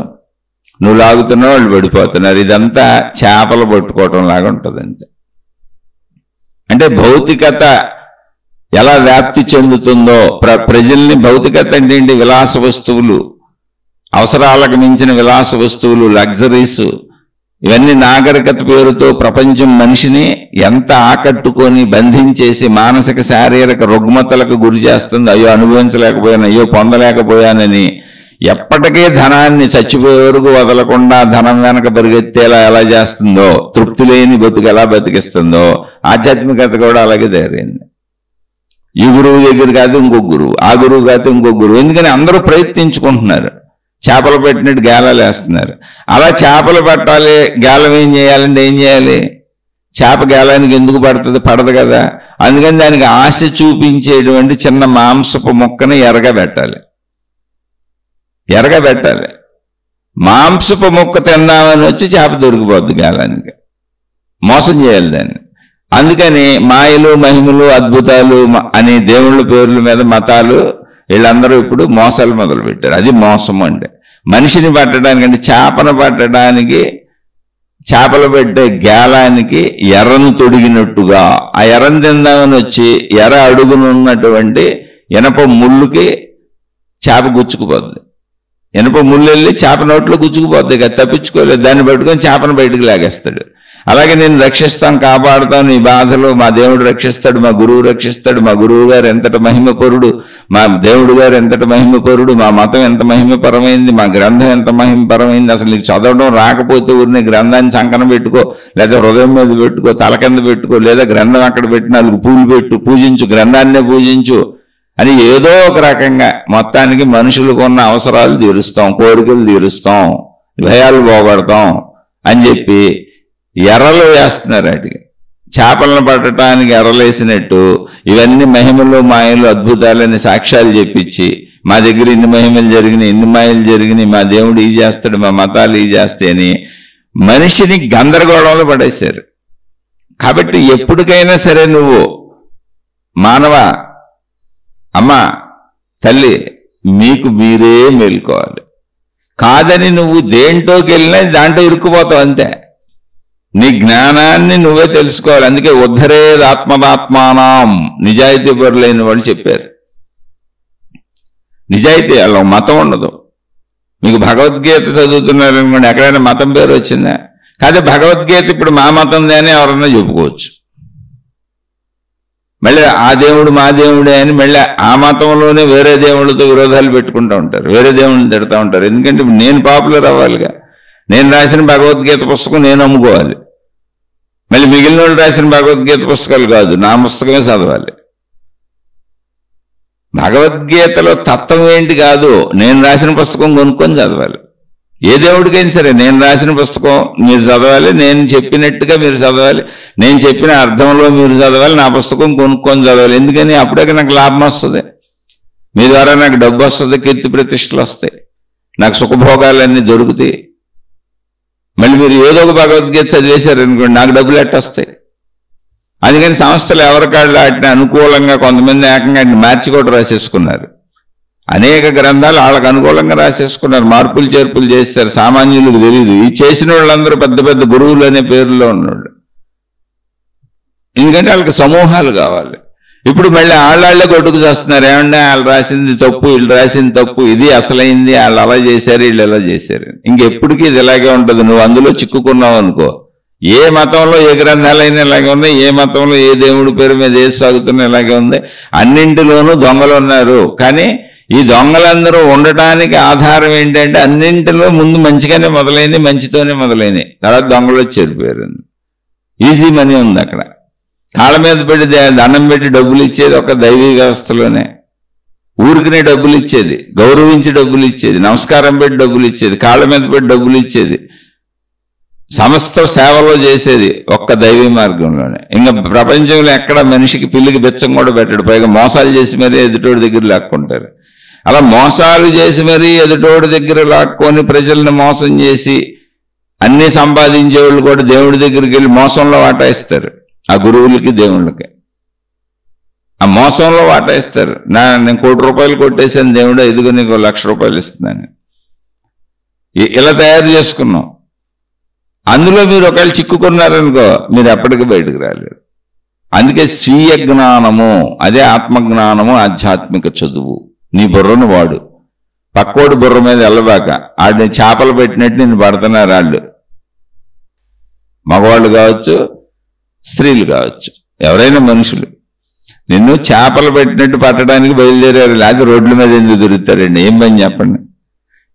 ఇంత దారుణ మారణకాండలతో ఉన్నటువంటి ఈ ప్రపంచంలో నిన్ను ఉద్ధరించడానికి ఒకడు వస్తాడా? ఏంటి అడిగి లాభం? నిన్ను ఉద్ధరించడానికి ఎట్లా ఉద్ధరించగలడు? అసలు నిన్ను నువ్వే ఉద్ధరించుకోవాలి. బయట వాళ్ళు ఎలా ఉద్ధరిస్తారు? నిన్ను ఎలా ఉద్ధరిస్తారు? ఎలా కుదురుతుంది? ఒకవేళ మంచి విషయాలు చెబుతారు, మంచి విషయాలు నువ్వు ఆచరించకుండా పాటించకుండా ఎలా కుదురుతుంది? మంచి విషయాలను ఆచరించేది పాటించేది నువ్వైనప్పుడు నువ్వు ప్రాధాన్యత తీసుకొని నీ జీవితం మీద నువ్వు పట్టు పెట్టుకొని నువ్వు నీకు ఇంపార్టెన్స్ ఇచ్చుకొని నేను సాధన ఎలా చేస్తున్నాను, నేను అసలు గట్టిగా సాధన చేయగలుగుతున్నానా లేదా, నా గుణమార్పు జరుగుతుందా లేదా, నీ అంతరంగంలోకి నువ్వు వెళ్ళి నువ్వు పరిశీలించుకొని పూర్ణ దృష్టి నీ మీద నీకు ఉండాలి. నువ్వు నీ గురువు అవ్వాలి, నువ్వు నీకు శిష్యుడు అవ్వాలి, బయట నుంచి జ్ఞానం గ్రహించాలి.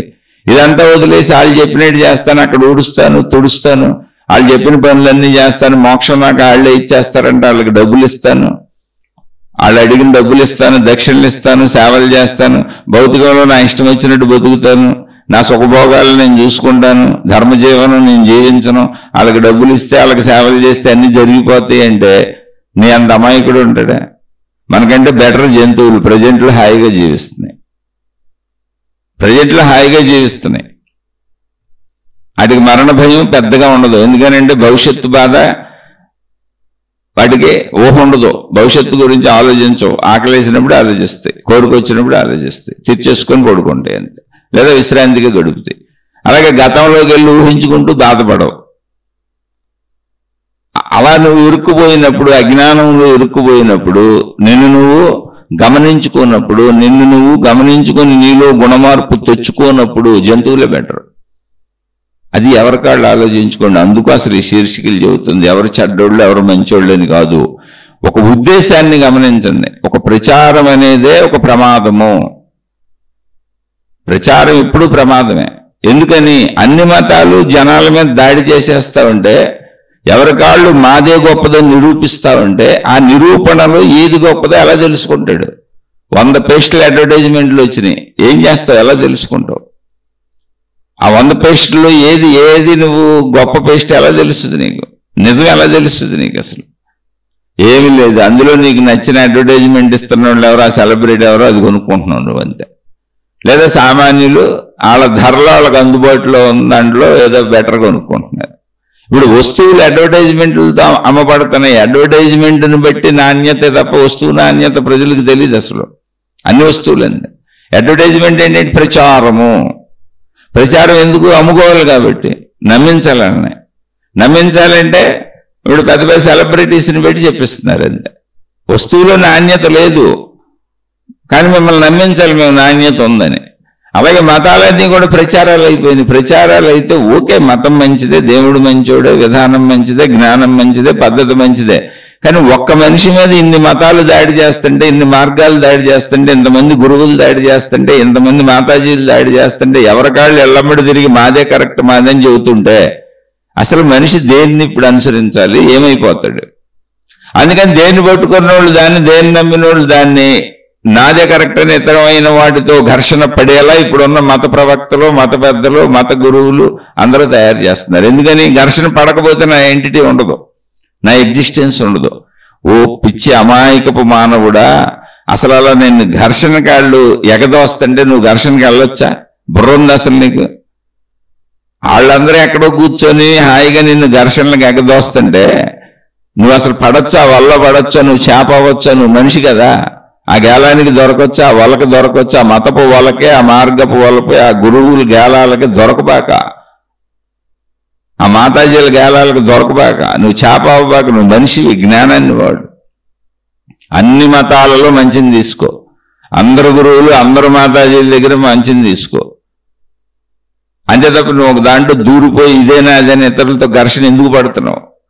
పుట్టుకతో వచ్చిన మతం నువ్వు పుట్టుకతో మనిషివి, మానవ జాతి అని ఇది కూడా పేరే.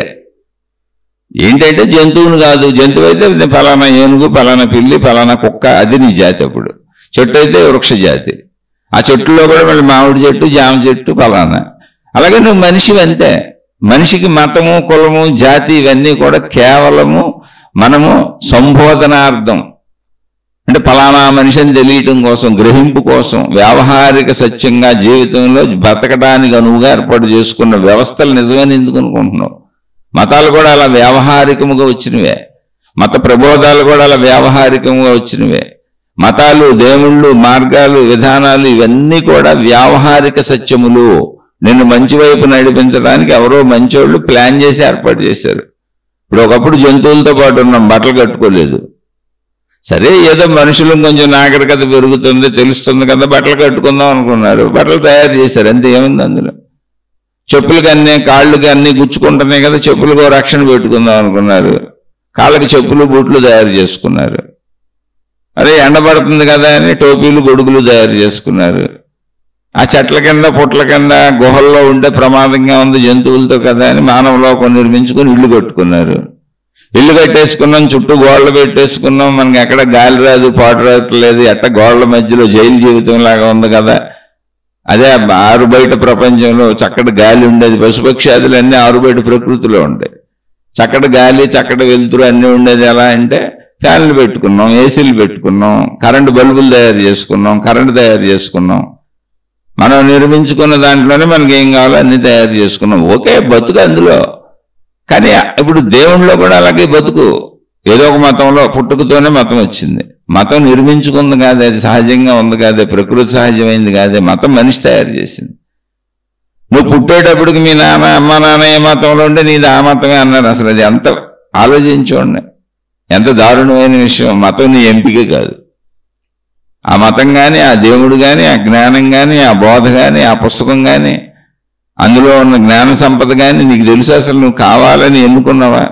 నువ్వు ఇష్టపడి బట్టలు కొనుక్కున్నట్టుగా, ఇష్టపడి జీవిత భాగస్వామిని తెచ్చుకున్నట్టుగా, ఇష్టపడి చెప్పులు కొనుక్కున్నట్టుగా, ఇష్టపడి చదువుకున్నట్టుగా, ఇష్టపడి వృత్తి వ్యాపార ఉద్యోగాలకు వెళ్ళినట్టుగా, ఇష్టపడి సినిమాకి వెళ్ళినట్టుగా, ఇష్టపడి తింటున్నట్టుగా అన్ని ఇష్టాలతోనే కదా చేసుకుంటావు. లేకపోతే దుఃఖం అంటావు కదా.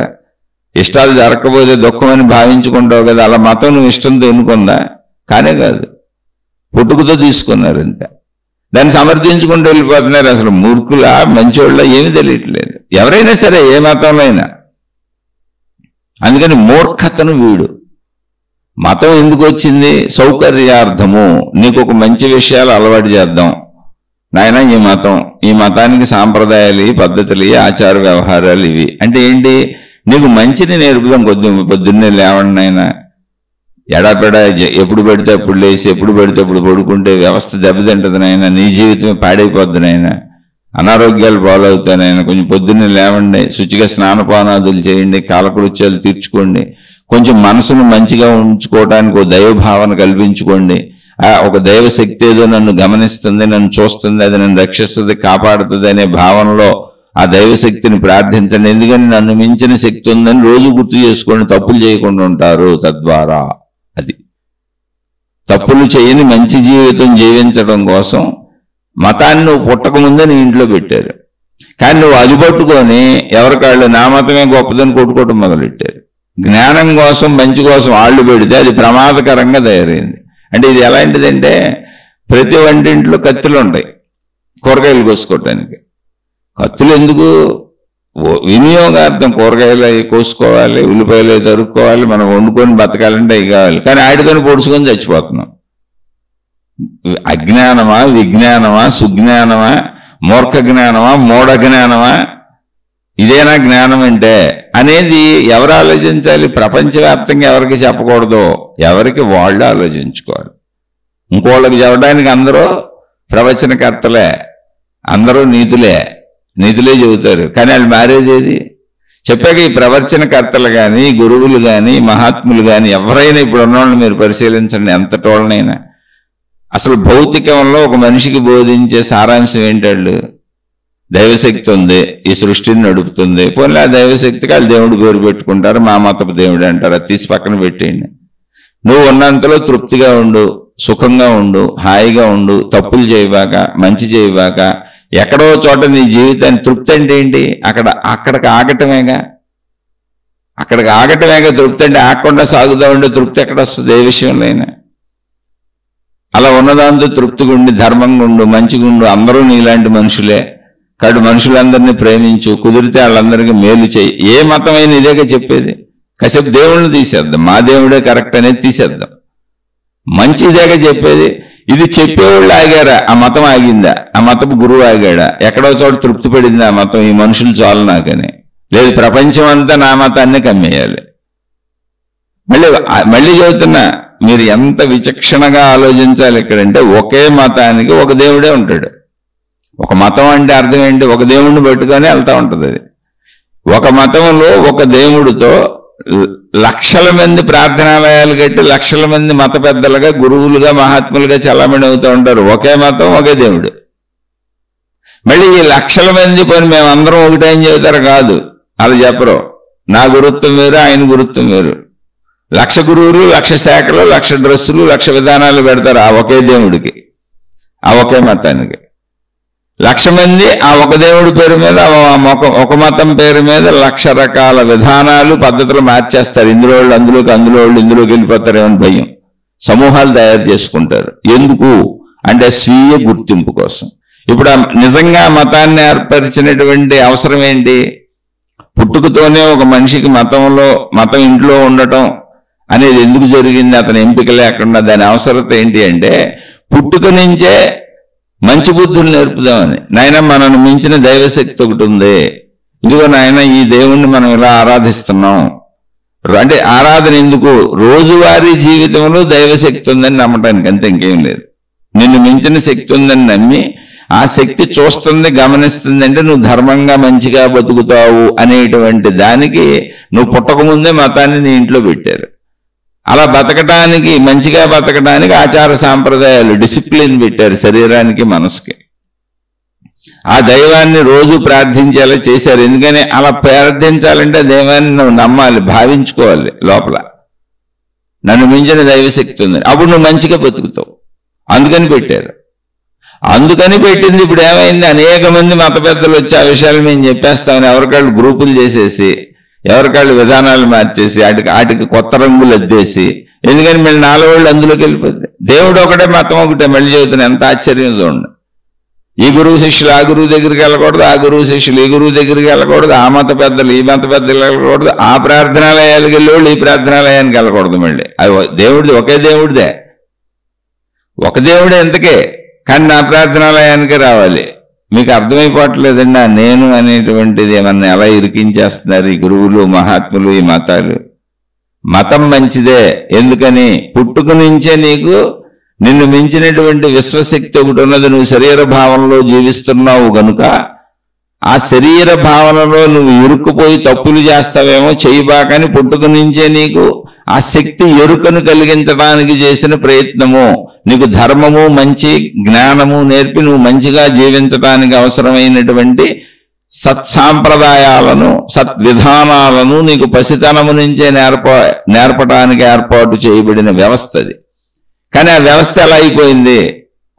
కోటాను కోట్ల మంది వచ్చేసి మత పెద్దలు అయిపోయారు, గురువులు అయిపోయారు, మహాత్ములు అయిపోయారు, మతాలను నడిపేది మేమే అన్నారు. ఎవరికాళ్ళు చిన్న చిన్న గుడారాలు పెట్టేసుకున్నారు, టెంట్లు వేసేసుకున్నారు, ప్రార్థనాలయాలు కట్టేసుకున్నారు, ఎవరి సమూహాన్ని ఏర్పాటు చేసుకున్నారు. మళ్ళీ అందరూ ఒకటే చెబితే ఏదైనా ఒకటే అని అందులోకి వెళ్ళిపోతారు కదా అని దాన్ని కొద్ది కొద్దిగా మార్పులు చేసి ఎవరికాళ్ళు కొద్ది కొద్దిగా కొత్త రంగులు అద్దేసి, నీ మతం వేరు నా మతం వేరు, నీ దేవుడు వేరు నా దేవుడు వేరు, మన ఇద్దరిది ఒకే మతం ఒకే దేవుడైనా నేను చెప్పేది వేరు నువ్వు చెప్పేది వేరు, ఎక్కడోళ్ళు అక్కడికి వెళ్ళొద్దు, అక్కడోళ్ళు ఎక్కడికి రావద్దు, ఎవరి బ్యాచ్లలో ఎవరి గ్రూపులలో వీళ్ళే రూల్స్ పెట్టేసుకున్నారు. ఎందుకని? ఆ ప్రజల నుంచి ఉచితంగా డబ్బులు వస్తున్నాయి, ఆ ప్రజల నుంచి ఉచితంగా సేవలు వస్తున్నాయి, ఆ ప్రజల నుంచి ఆ ప్రజల అక్కే దేవుడి మీద ఉన్న, మతం మీద ఉన్న, జ్ఞానం మీద ఉన్న ఆసక్తి, నమ్మకాలను ఆధారం చేసుకొని మేము బతుకుతున్నాం. మేము నాయకులం అయిపోయి కూర్చున్నాం. ఇంకా మేమే దేవుళ్ళం కూడా అవుతాం. తర్వాత ఆ కనపడ ఎట్టగా మతపు దేవుడు లేడు, కనపడ్డ ఆయన పక్కన పెట్టేసి ఉన్న ఆయన బొమ్మ పెట్టి ఆయన ప్లేస్లో మేము కూర్చొని అవన్నీ అందుకుంటాం. ఇప్పుడు ఆ దేవుడి పేరు మీద దేవుళ్ళు మేమే అయిపోయి మొత్తం అనుభవిస్తాం. ఆ సుఖభోగాలన్నీ ప్రజల నుంచి ఫ్రీగా దొరుకుతున్నాయి. ఈ వలలో ఇరుక్కుపోబాకండి. మతం మంచిదే, జ్ఞానం మంచిదే, మత గ్రంథం మంచిదే, ఆచార సాంప్రదాయాలు మంచిదే, వాటిని చెప్పే గురువులు మంచోళ్లే. ఎంతవరకు అంటే నువ్వు అందులో ఇరుక్కొని చేప అవనంత వరకు, ఆ గాలానికి నువ్వు చెక్కనంత వరకు, ఆ వలలో నువ్వు పడనంత వరకు. నువ్వు జ్ఞానంలో ఏం చేయాలి? ఇప్పుడు గురువులు అందరూ అనేక మంది మనుషులు ఉన్నారు కాబట్టి అనేక మంది మత పెద్దలు వచ్చారు, అనేక ప్రార్థనాలయాలు వచ్చినాయి, ఒక మతంలో ఒక దేవుడికి అనేకం కట్టుకున్నారు, తప్పే ఉంది. కానీ అందరు చెప్పేది ఒకటే. ఏంటి ఒకటి? నేను మంచిగా ఉండటం. అన్నింటి సారాంశం. ఎన్ని రకాలుగా ఏం చెప్పొచ్చు, ఎన్ని రంగులైనా మార్చొచ్చు, ఎన్ని రంగు బట్టలైనా కట్టుకోవచ్చు, బొట్లు పెట్టచ్చు, తీయొచ్చు, జుట్టు ఉంచుకోవచ్చు, పెంచొచ్చు, తీసేయచ్చు, ఏదైనా వేషాలు మార్చొచ్చు, భాషలు మారచ్చు, ఏమైనా కావచ్చు. అల్టిమేట్ గా మతం చెప్పేది ఏంటంటే నువ్వు మంచిగా ఉండమని, నిన్ను మించిన శక్తి ఉందా, శక్తి ఏంటో తెలుసుకోమని. శరీర భావనలో నువ్వు ఉన్నప్పుడు సింపుల్, ఎంతకంటే ఏమన్నది. అప్పుడు మతాలు కూడా అన్నీ ఒకటే. ఒక మతంలో విభిన్నతలు ఎన్ని ఉన్నాయో అలాగే మతాలన్నీ కూడా విభిన్నతలే. కాబట్టి ఇందులో ఉద్ధరేద ఆత్మదాత్మానం, నీ స్వీయ ఆత్మను అంటే నిన్ను నువ్వే ఉద్ధరించుకోవాలి, నిన్ను నువ్వే తెలుసుకోవాలి, నిన్ను నువ్వే గమనించుకోవాలి, నిన్ను నువ్వే మార్చుకోవాలి అనేటువంటి కాన్సెప్ట్ నిజమైన జ్ఞానం.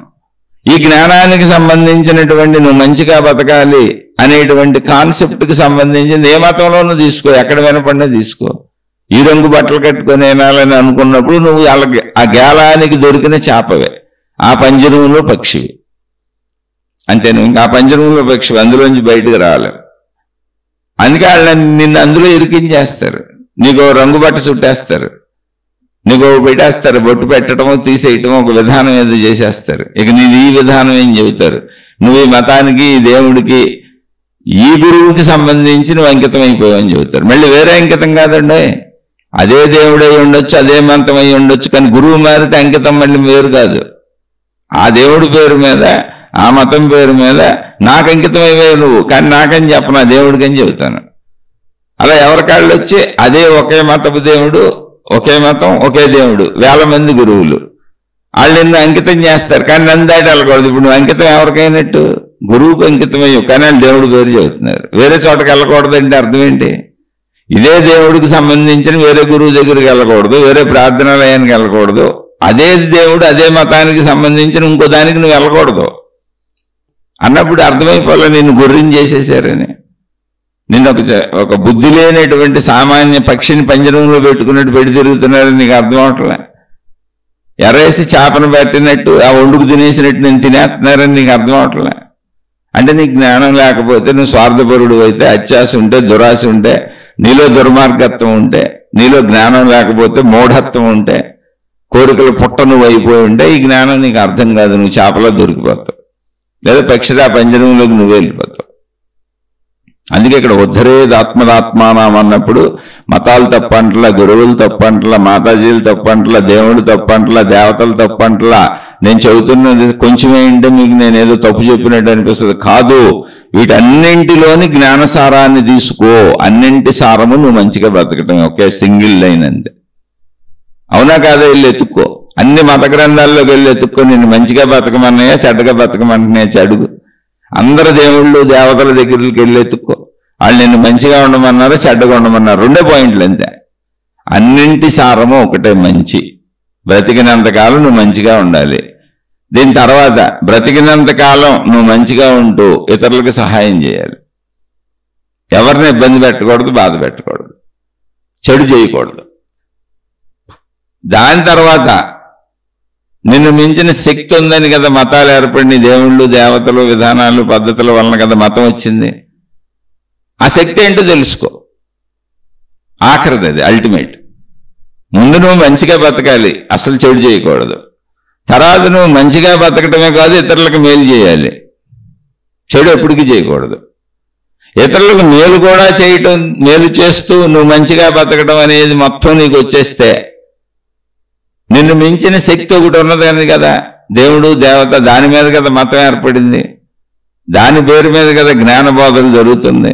కాబట్టి ఆ శక్తి ఏంటో తెలుసుకునే ప్రయత్నం చేయి. తెలుసుకోకపోతే ఉపయోగం ఉంది. ఆ దేవుడు ఎవరో, ఆ దేవత ఎవరో, ఆ దేవుడి శక్తి ఏంటి, ఆ దేవత శక్తి ఏంటి, సంపూర్ణంగా దేవుడిని దేవతని ఆ శక్తిని తెలుసుకునే ప్రయత్నం చేయి. ఇంతకు తప్ప అసలు ఇంకేమన్నా ఉంటుందా? మీరే ఆలోచించండి. అసలు కామెంట్లో చెప్పండి. ఏ మతమైనా మంచిగా బ్రతకడం అనేది తప్ప ఇంకోటి ఉంటుందా? ఓ ఫస్ట్ పాయింట్. కాబట్టి మంచిగా బ్రతుకుదాం. ఏ మతమైనా, ఎక్కడైనా, ఏ గురువు అయినా, ఏ దేవుడైనా నువ్వు మంచిగా బతుకుతూ ఇతరులకు మేలు చేయి, సహాయం చేయి అంటం తప్ప ఇంకోటి ఉంటుందా? అది ప్రేమించటమైనా, దయచూపటమైనా అన్ని సహాయం కిందకి వచ్చేస్తాయి, ఇతరులకు మేలు చేయటం కిందకి వచ్చేస్తే. రెండవది, మంచిగా బతుకుతూ మేలు చేస్తూ నిన్ను మించిన శక్తిగా దేవుడో దేవతో ఏదంటే అది ఆకారమో నిరాకారమో ఉన్నారని చెబుతున్నారుగా. దేవుడైతే దేవుడిని తెలుసుకో, దేవత అయితే ఆ దేవత ఎవరో సంపూర్ణంగా తెలుసుకో. లేదు ఆ దేవశక్తి దేవతా శక్తి అంటావా, ఆ శక్తి ఏంటో సంపూర్ణంగా తెలుసుకో. ఈ 3 మంచిగా బతకటం, మేలు చేయటం, ఆ శక్తి ఏంటో లేదా దేవుడు ఏంటో తెలుసుకోవటం తప్ప ఇంకా ఏమైనా అసలు ఉంటుందా? ఎన్ని మతాలు వచ్చినా, ఎన్ని మార్గాలు వచ్చినా, ఎంతమంది గురువులు వచ్చినా, ఎంతమంది మాతాజీలు వచ్చినా, ఎన్ని రకాల వేష భాషలతో నిన్ను తిప్పినా, ఎన్ని పంజరాల్లో నిన్ను ఇరికించేసినా, ఎన్ని వలల్లో నిన్ను చేపల కిందగా పట్టేసినా, ఎన్ని గేలాలు నిన్ను ఆక్రమించేసి నిన్ను అందుకు ఇరుక్కుపోయి నిన్ను వండుకు తినేసినా, ఎన్ని బోధలు నీ ఇంటి చుట్టూ రోజు తిరుగుతున్నా, పొద్దున్నే ఒక మతం వచ్చి మాది గొప్పదని ప్రచారాలు, మళ్ళీ మధ్యాహ్నం ఇంకో మతం వస్తుంది.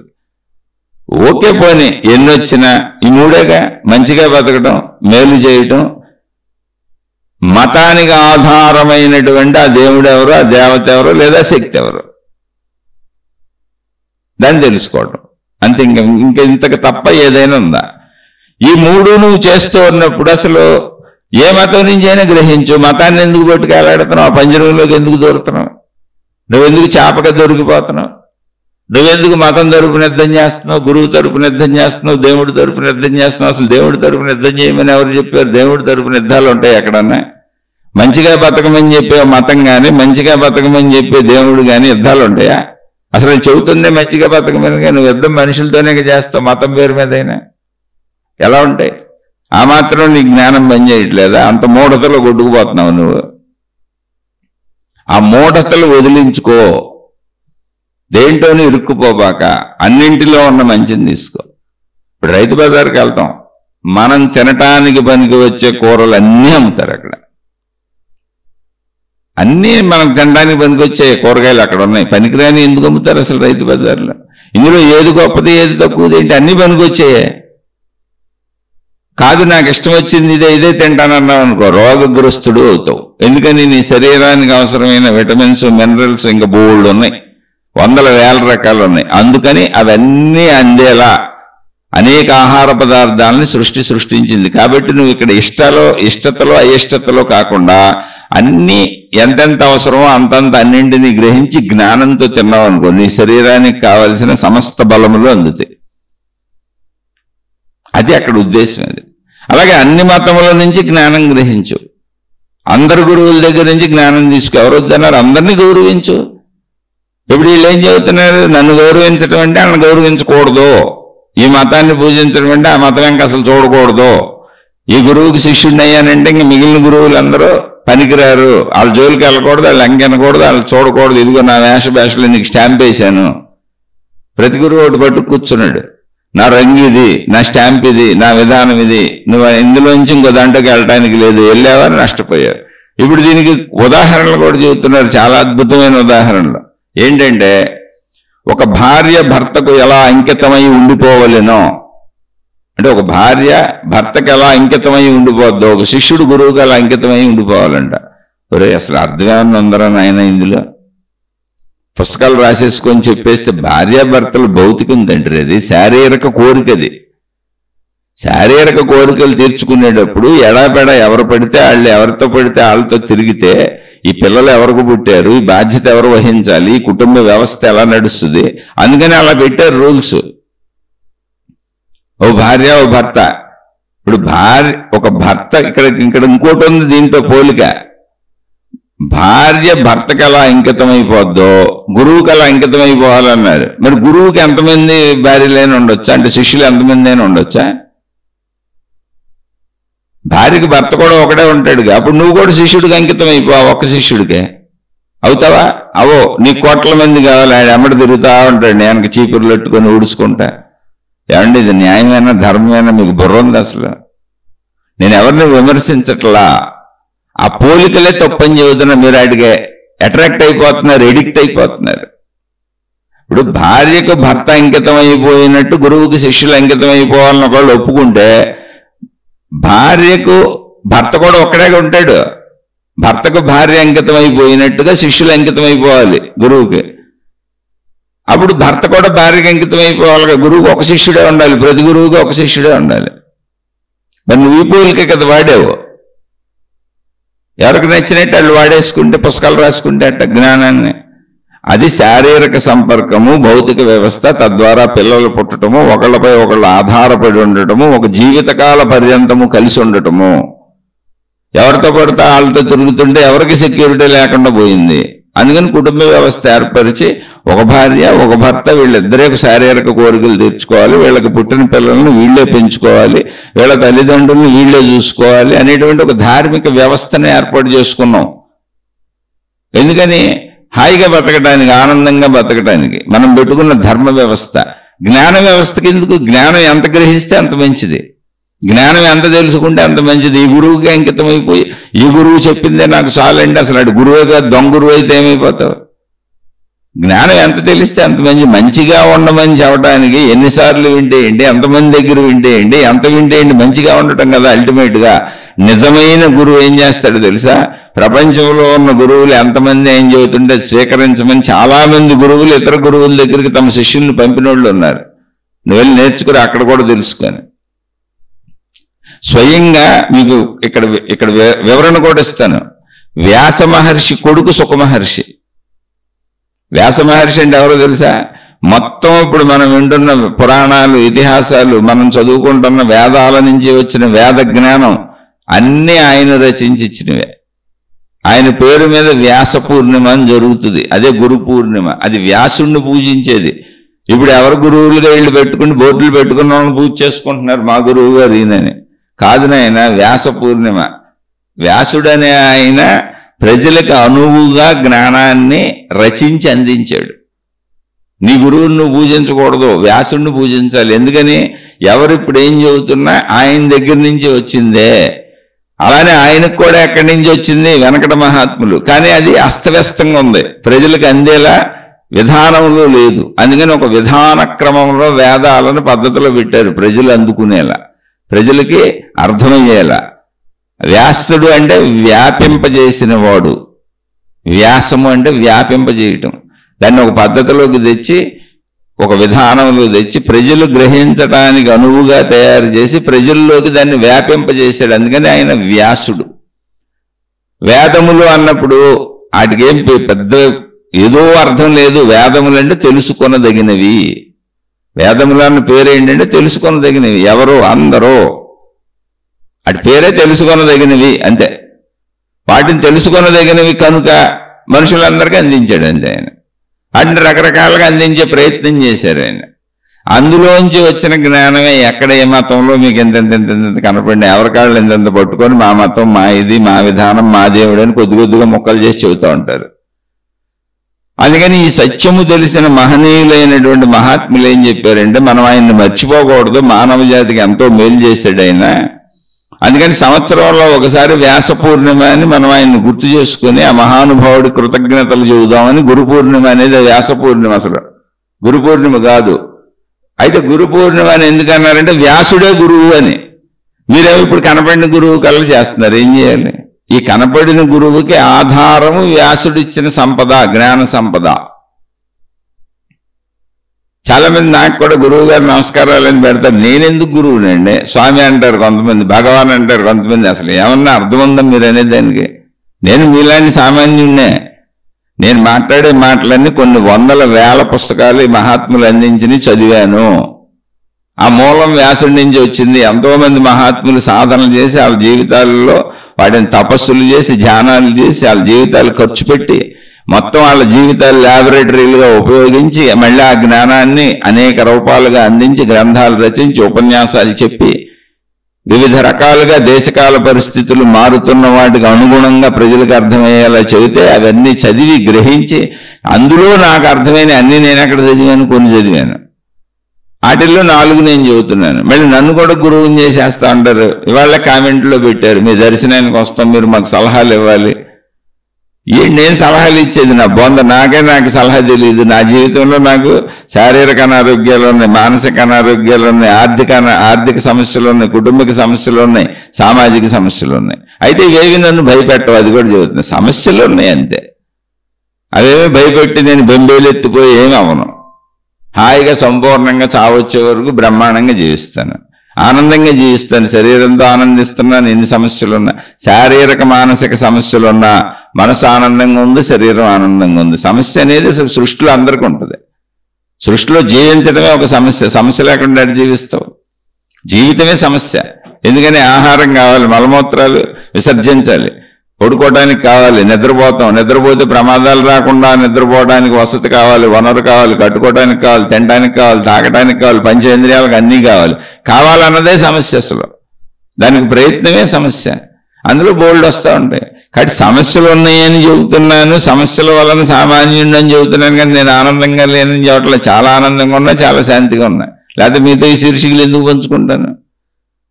శరీర అనారోగ్యం శరీరం ఉన్న ప్రతిఒడికి ఉంటుంది. ఏం చేయను? శరీరంగా ఉంది. నేను బతికిన జీవన విధానాన్ని బట్టి అనారోగ్యం వచ్చింది నాకు. అలాగే మానసిక సమస్యలు ఉన్నాయి, కుటుంబాలు ఉన్నాయి, బంధాలు ఉన్నాయి, బంధుత్వాలు ఉన్నాయి, బాధ పెట్టేవాళ్ళు ఉన్నారు, ఇబ్బంది పెట్టేవాళ్ళు ఉన్నారు. అప్పుడు ఆ కాసేపు ఆ స్పందన ఉంటుంది. అలాగే బాధ్యతలు ఉన్నాయి, కొడుకు కూతురు ఉన్నారు, భార్య ఉంది. అయ్యో వీళ్ళకి ఏదో జరగాలి, మంచి జరగాలి, మంచిగా ఉండాలని భావన ఉంటుంది. అందులోంచి కొంచెం భయం వస్తుంది, కొంచెం ఆదుర్ద వస్తుంది, ఎక్కువ సంతోషం వస్తుంది. వస్తాయి కాబట్టి నిజాయితీగా చెబుతున్నా. నాకేం లేవని నేను ఎందుకు చెబుతాను? నాకున్న ప్రతిస్పందన నిజాయితీగా చెబుతున్నా. ఇవన్నీ అందరికీ ఉంటాయి. అలా మహాత్ములందరూ కూడా ఇచ్చిన జ్ఞానాన్ని నా ప్రయత్నంలో నేను చదువుకొని అందులో నాకు తెలిసింది చెబుతూ నేను సామాన్యుడిని అంటాను. ఎందుకని? నాకు ఆ భావాలన్నీ ఉన్నాయి. ఇంకోటి సామాన్యుడిని నాకేమవుతాను? మనుషుల్లో మనిషి సామాన్యుడు కదా. మేము గురువులు మహాత్ములను డ్రెస్సులు మార్చేసుకుంటే వృద్ధాప్యం రాదా? జుట్టు తెల్లబడదా? రంగులు వేసుకుంటే తెలీదా? పళ్ళు ఊడిపోవా? కళ్ళు మసకబారిపోవా? చర్మం శిథిలమైపోదా? రేపు నువ్వు మరణించవా? నేను దేవుణ్ణని చెప్పుకున్న నువ్వు కూడా మరణిస్తావు. చాలా మంది వాళ్ళే భగవానులని చెప్పుకున్న వాళ్ళు దారుణమైన మరణాలు మరణించారు. కోమాల్లోకి వెళ్ళిపోయి కష్టాలు పడి బాధలు పడి శారీరక అనారోగ్యాలు ఎన్నో అనుభవించి మరణించారు. అయితే వాళ్ళని తక్కువ చేయటం కాదు, అవి శరీర ధర్మాలు. వాళ్ళని మహాత్ములన్నీ జ్ఞానపరంగా అన్నాం అంతే. వాళ్ళని భగవాన్లన్నీ జ్ఞానపరంగా అన్నాం. కొంతమంది వాళ్ళే పెట్టుకున్నారు మేమే భగవాన్లని. నువ్వు ఏదైనా మనిషివే. మనిషిలా పుడతావు, మనిషిలా పెరుగుతావు, మనిషిలా తింటావు, మనిషిలా తాగుతావు, మనిషిలా విసర్జిస్తావు, మనిషిలా నిద్రపోతావు, మనిషిలా చచ్చిపోతావు. మధ్యలో మహిమలో మాయలో అద్భుతాలు కల్పించి ప్రజల్ని నమ్మిస్తావు, గారడీలు చేస్తావు, మోసాలు చేస్తావు. కానీ సావు బ్రతుకులే పుట్టుకులు అన్నీ మనిషిలానే ఉంటాయి. నువ్వు మనిషివే. నువ్వు మహాత్ముడు అన్న మనిషివే, స్వామి అన్న మనిషివే, భగవాన్ అన్న మనిషివే. ఏ పేరుతో నిన్ను పిలుస్తున్నా నువ్వు మనిషివే. ఇది సత్యము. అందుకని నేను ఎప్పుడు సామాన్యుడినే. ఏముంది అందులో? అసలు మనుషుల్నే మనం మహాత్ములు, గురువులు, దేవుళ్ళు ఇలా భావించి ఆరాధించి పూజించుకుంటున్నాం. వాళ్ళు జీవించిన జీవన విధానాలను బట్టి. ఇది గుర్తించాలి మనం మానవ జాతి. అందులో ఉత్తమంగా జీవించిన వాళ్ళని గురువులంటాం, మహాత్ములంటాం, మహానుభావులంటాం. అందులో తప్పు లేదు, చక్కగా అనొచ్చు కూడాను. కానీ మనుషుల్నే అంటున్నాం. శరీరపరంగా వాళ్ళందరూ మనుషులకు ఉండేటువంటి శరీర ధర్మాలు ఏంటో వాటినే అనుసరించారు. వాటినే అనుసరించి శరీరం అలాగే నడిచి వాళ్ళు కూడా జనన మరణాలు పొందిన వాళ్లే. శరీరపర ధర్మాలు మారవు. ఏం మారతాయి అంటే మార్పు ఏమీ లేదు అసలు. బతికొన్నాళ్ళు నువ్వు మంచిగా బతకడం. ఏ మతమైనా, ఏ మార్గమైనా, ఏ గురువైనా, ఏ దేవుడైనా, ఏ బోధైనా, ఏ గ్రంథమైనా నువ్వు మంచిగా బ్రతకటం. మొత్తం సారాంశం ఒకటే, నువ్వు మంచిగా బ్రతకటం. దాని తర్వాత త్యాగము. ఇందాక ఇదే విషయాలు చెప్పుకున్నాం ముందు. ఇతరులకు మేలు చేయటము. దాని తర్వాత నిన్ను మించిన ఒక శక్తి ఉంది అని చెప్పడానికే అసలు పుట్టుకతోనే, నువ్వు పుట్టినింట్లోనే మతం నువ్వు పుట్టక ముందే స్టార్ట్ అయ్యి ఉంది. ఇక్కడ ఆచార సాంప్రదాయాలు ఉన్నాయి. ఆ మతం కానీ, ఆచార సాంప్రదాయాలు కానీ, ఆ దేవుళ్ళు కానీ, ఆ దేవతలు కానీ, ఆ గురువులు కానీ, ఆ గ్రంథాలు కానీ, ఆ విధానాలు కానీ, ఆ పద్ధతులు కానీ, ఆ సాధనా పద్ధతులు కానీ ఏవైనా కూడా చెబుతుంది ఒకటే, నిన్ను మించిన శక్తి ఒకటి ఉంది. ఏంటి ఆ శక్తి? అదే ప్రకృతి శక్తి, విశ్వశక్తి, సృష్టి శక్తి, ప్రాణశక్తి, ఆత్మశక్తి. దాన్ని దేవుడు అంటావా, దేవత అంటావా, దైవ శక్తి అంటావా, నీ ఇష్టం. ఆ శక్తిని తెలుసుకునే ప్రయత్నం చెయ్యి. మూడే విషయాలు. ఒకటి మంచి, రెండు మేలు చేయి. మంచిగా జీవించటం. జీవించినంత కాలం అసలు చెడు మనలో ఉండకూడదు. దానికి గుణమార్పు చేసుకో, దానికి ప్రయత్నించుకో, పూర్తి మంచిగా మారిపో. ఇది మొత్తం మతముల మార్గముల సారము. అలా నీలో మార్పు జరుగుతూ ఉంటే అది ఆధ్యాత్మికత. ఆధ్యాత్మికత అంతరంగం. నీలో మార్పు జరిగి చెడు పోగొట్టుకొని నీలో మంచి మాత్రమే మిగిలిపోయి నువ్వు మంచిగా మాత్రమే జీవిస్తే ఆధ్యాత్మికత, నీ అంతరంగ గుణమార్పు. తర్వాత ఇతరులకు మేలు చేయి. మేలు చేస్తే మనిషి స్థాయి నుంచి, మానవత్వ స్థాయి నుంచి దైవత్వ స్థాయికి వెళ్ళావు. అది దైవత్వము అన్నప్పుడు ఇతరులకు మేలు చేయటము. ఇతరులకు మేలు చేయటం నీకు సహజంగా అయిపోవటం. అక్కడి నుంచి సృష్టికి, నీకు, మొత్తం సృష్టిలో ఉన్న జీవులకి, జీవరాశికి, గ్రహాలు, గోళాలు, నక్షత్రాలకి అన్నింటికి ఆధారమైన శక్తి ఏంటి దాన్ని తెలుసుకో. ఆ శక్తిని చెప్పడానికి దేవుళ్ళు, దేవతలు, మతాలు, మార్గాలు, విధానాలు, పద్ధతులు, సాధనలు ఎన్ని ఉన్నా ఇవే. అంతే. శక్తి, మేలు, మంచి. మంచి మొదటిది. నువ్వు మనిషిగా మంచిగా బతకాలి కాబట్టి చెడు పోగొట్టుకుని మంచిగా బతుకు. రెండవది మేలు చేయాలి, అప్పుడు దైవత్వ స్థాయి. అక్కడి నుంచి నీ అనంతత్వాన్ని నువ్వు తెలుసుకో. అదే ఆత్మశక్తి. ఉన్నది ఒకటే సత్యం, ఏకం సత్. అంతే. అక్కడికి వెళ్ళిపో. ఆ ఏకం సత్తుని చెప్పడానికి విప్రా బహుదా వదంతి, పండితులు అనేకంగా చెబుతారు అని చెప్పారు. ఆ అనేకంగా చెప్పేది అనేక మతాలు, అనేక విధానాలు, అనేక పద్ధతులు, అనేక రకాల మార్గాలు. ఇందులో నువ్వు చక్కగా సభ్య సమాజం అంగీకరించేలా ఒక నాగరికమైనటువంటి మంచి మానవుడులా మానవురాలురా నిన్ను నువ్వు మార్చుకునేలా గుణమార్పు చేసుకుంటూ చక్కగా హాయిగా బతుకు. ఇది ఇక ఇంతకు మించి ఏమీ లేదు. అయితే ఇక్కడ మన ప్రశ్న ఏమడిగారు? సుఖదుఖాలను సమానంగా స్వీకరిస్తూ ఆనందంగా జీవించడం మోక్షమని చదివాను, దానివల్ల ఆ మోక్షం వస్తుందా? జన్మరాహిత్యం అన్నా మోక్షం అన్నా ఒకటేనంటే జన్మరాహిత్యం మోక్షం ఒకటే, రెండు ఒకే దాన్ని సంబంధించినటువంటి పదాలు, రెండు ఒకటే. సుఖదుఖాలను సమానంగా స్వీకరించటం అంటే ఏంటి? ఇక్కడ జాగ్రత్తగా అర్థం చేసుకోవాలి. ప్రతి మనిషికి శరీరపరముగా జీవించేటప్పుడు లోకములో తనకిష్టమైనవన్నీ సుఖములను, తనకిష్టము కానివన్నీ దుఃఖములను అన్న భావనలో మనిషి జీవిస్తాడు. శరీరపరమైన భావన ఎప్పుడు ఆ పరిమితత్వంలో అనేకాన్ని పొందాలి గనక, పొందక తప్పదు గనక, పొందుతూనే జీవించాలి గనక, ఆహారము మిగిలిన ఇంద్రియాలు పంచేంద్రియ సుఖాలు నిత్యం పొందాల్సిందే గనక, తనను తాను రక్షించుకోవాల్సిందే గనక, నేను నాది నా వాళ్ళనే కుటుంబ వ్యవస్థ తప్పదు గనక అందులోనే జీవిస్తాం గనక, ఆ జీవించేటువంటి జీవన విధానములో తనకు వచ్చే అనుకూలతలన్నీ ఆనందాన్ని ఇస్తే, హాయిని ఇస్తే దాన్ని సుఖం అనుకుంటాడు. తనకు వచ్చేటువంటి ఇబ్బందులన్నీ దుఃఖంగా భావించుకుంటాడు, కష్టంగా భావించుకుంటాడు, ప్రతికూలతలు వద్దనుకుంటాడు జీవుడు. కానీ ప్రతికూలతలు లేకుండా అసలు జీవితం ఉండనే ఉండదు. సృష్టిలో అనుకూలత ప్రతికూలత ఎప్పుడూ ఉంటాయి, ఎందుకంటే పరిమితమైనటువంటి శరీర భావనలో అలా జీవిస్తాం. ఒకవేళ జీవన్ముక్త స్థితి వచ్చినా శరీర భావన పోదో, ఇప్పుడు ఎలా ఉందో అప్పుడు అలాగే ఉంటుంది. కాబట్టి ఇక్కడ సుఖదుఖాలను సమానంగా స్వీకరించడం అంటే ఏంటి అంటే ఇది ఇలాగే ఉంటుంది. సృష్టిలో సుఖం వస్తుంది, దుఃఖం వస్తుంది, ఇది ఇలాగే ఉంటుంది. ఇక్కడ సుఖ దుఃఖము సృష్టి ఇవ్వటం లేదు, పరిస్థితులు మారుతూ ఉంటాయి. మారిన పరిస్థితుల్లో నేను కోరుకున్నవి నాకు లభించినప్పుడు నేను సుఖం అనుకుంటున్నాను, లభించినప్పుడు దుఃఖం అనుకుంటున్నాను. నాకు అనుకూలతలు వచ్చినప్పుడు సుఖం అనుకుంటున్నాను, నాకు వ్యతిరేకతలు వచ్చినప్పుడు దుఃఖం అనుకుంటున్నాను. కానీ అది నాకు సంబంధించింది కాదు, అనంత సృష్టి నడక. నన్ను దృష్టిలో పెట్టుకొని సృష్టి నడవదు.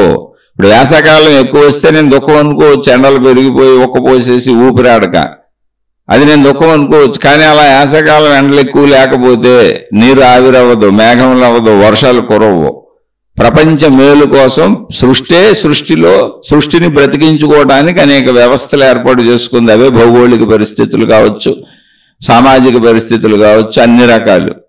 అందులో కొన్ని నాకు అనుకూలం వ్యతిరేకం అనేది నా స్వల్ప శరీరానికి సంబంధించినటువంటి స్వీయ పరిమిత భావన.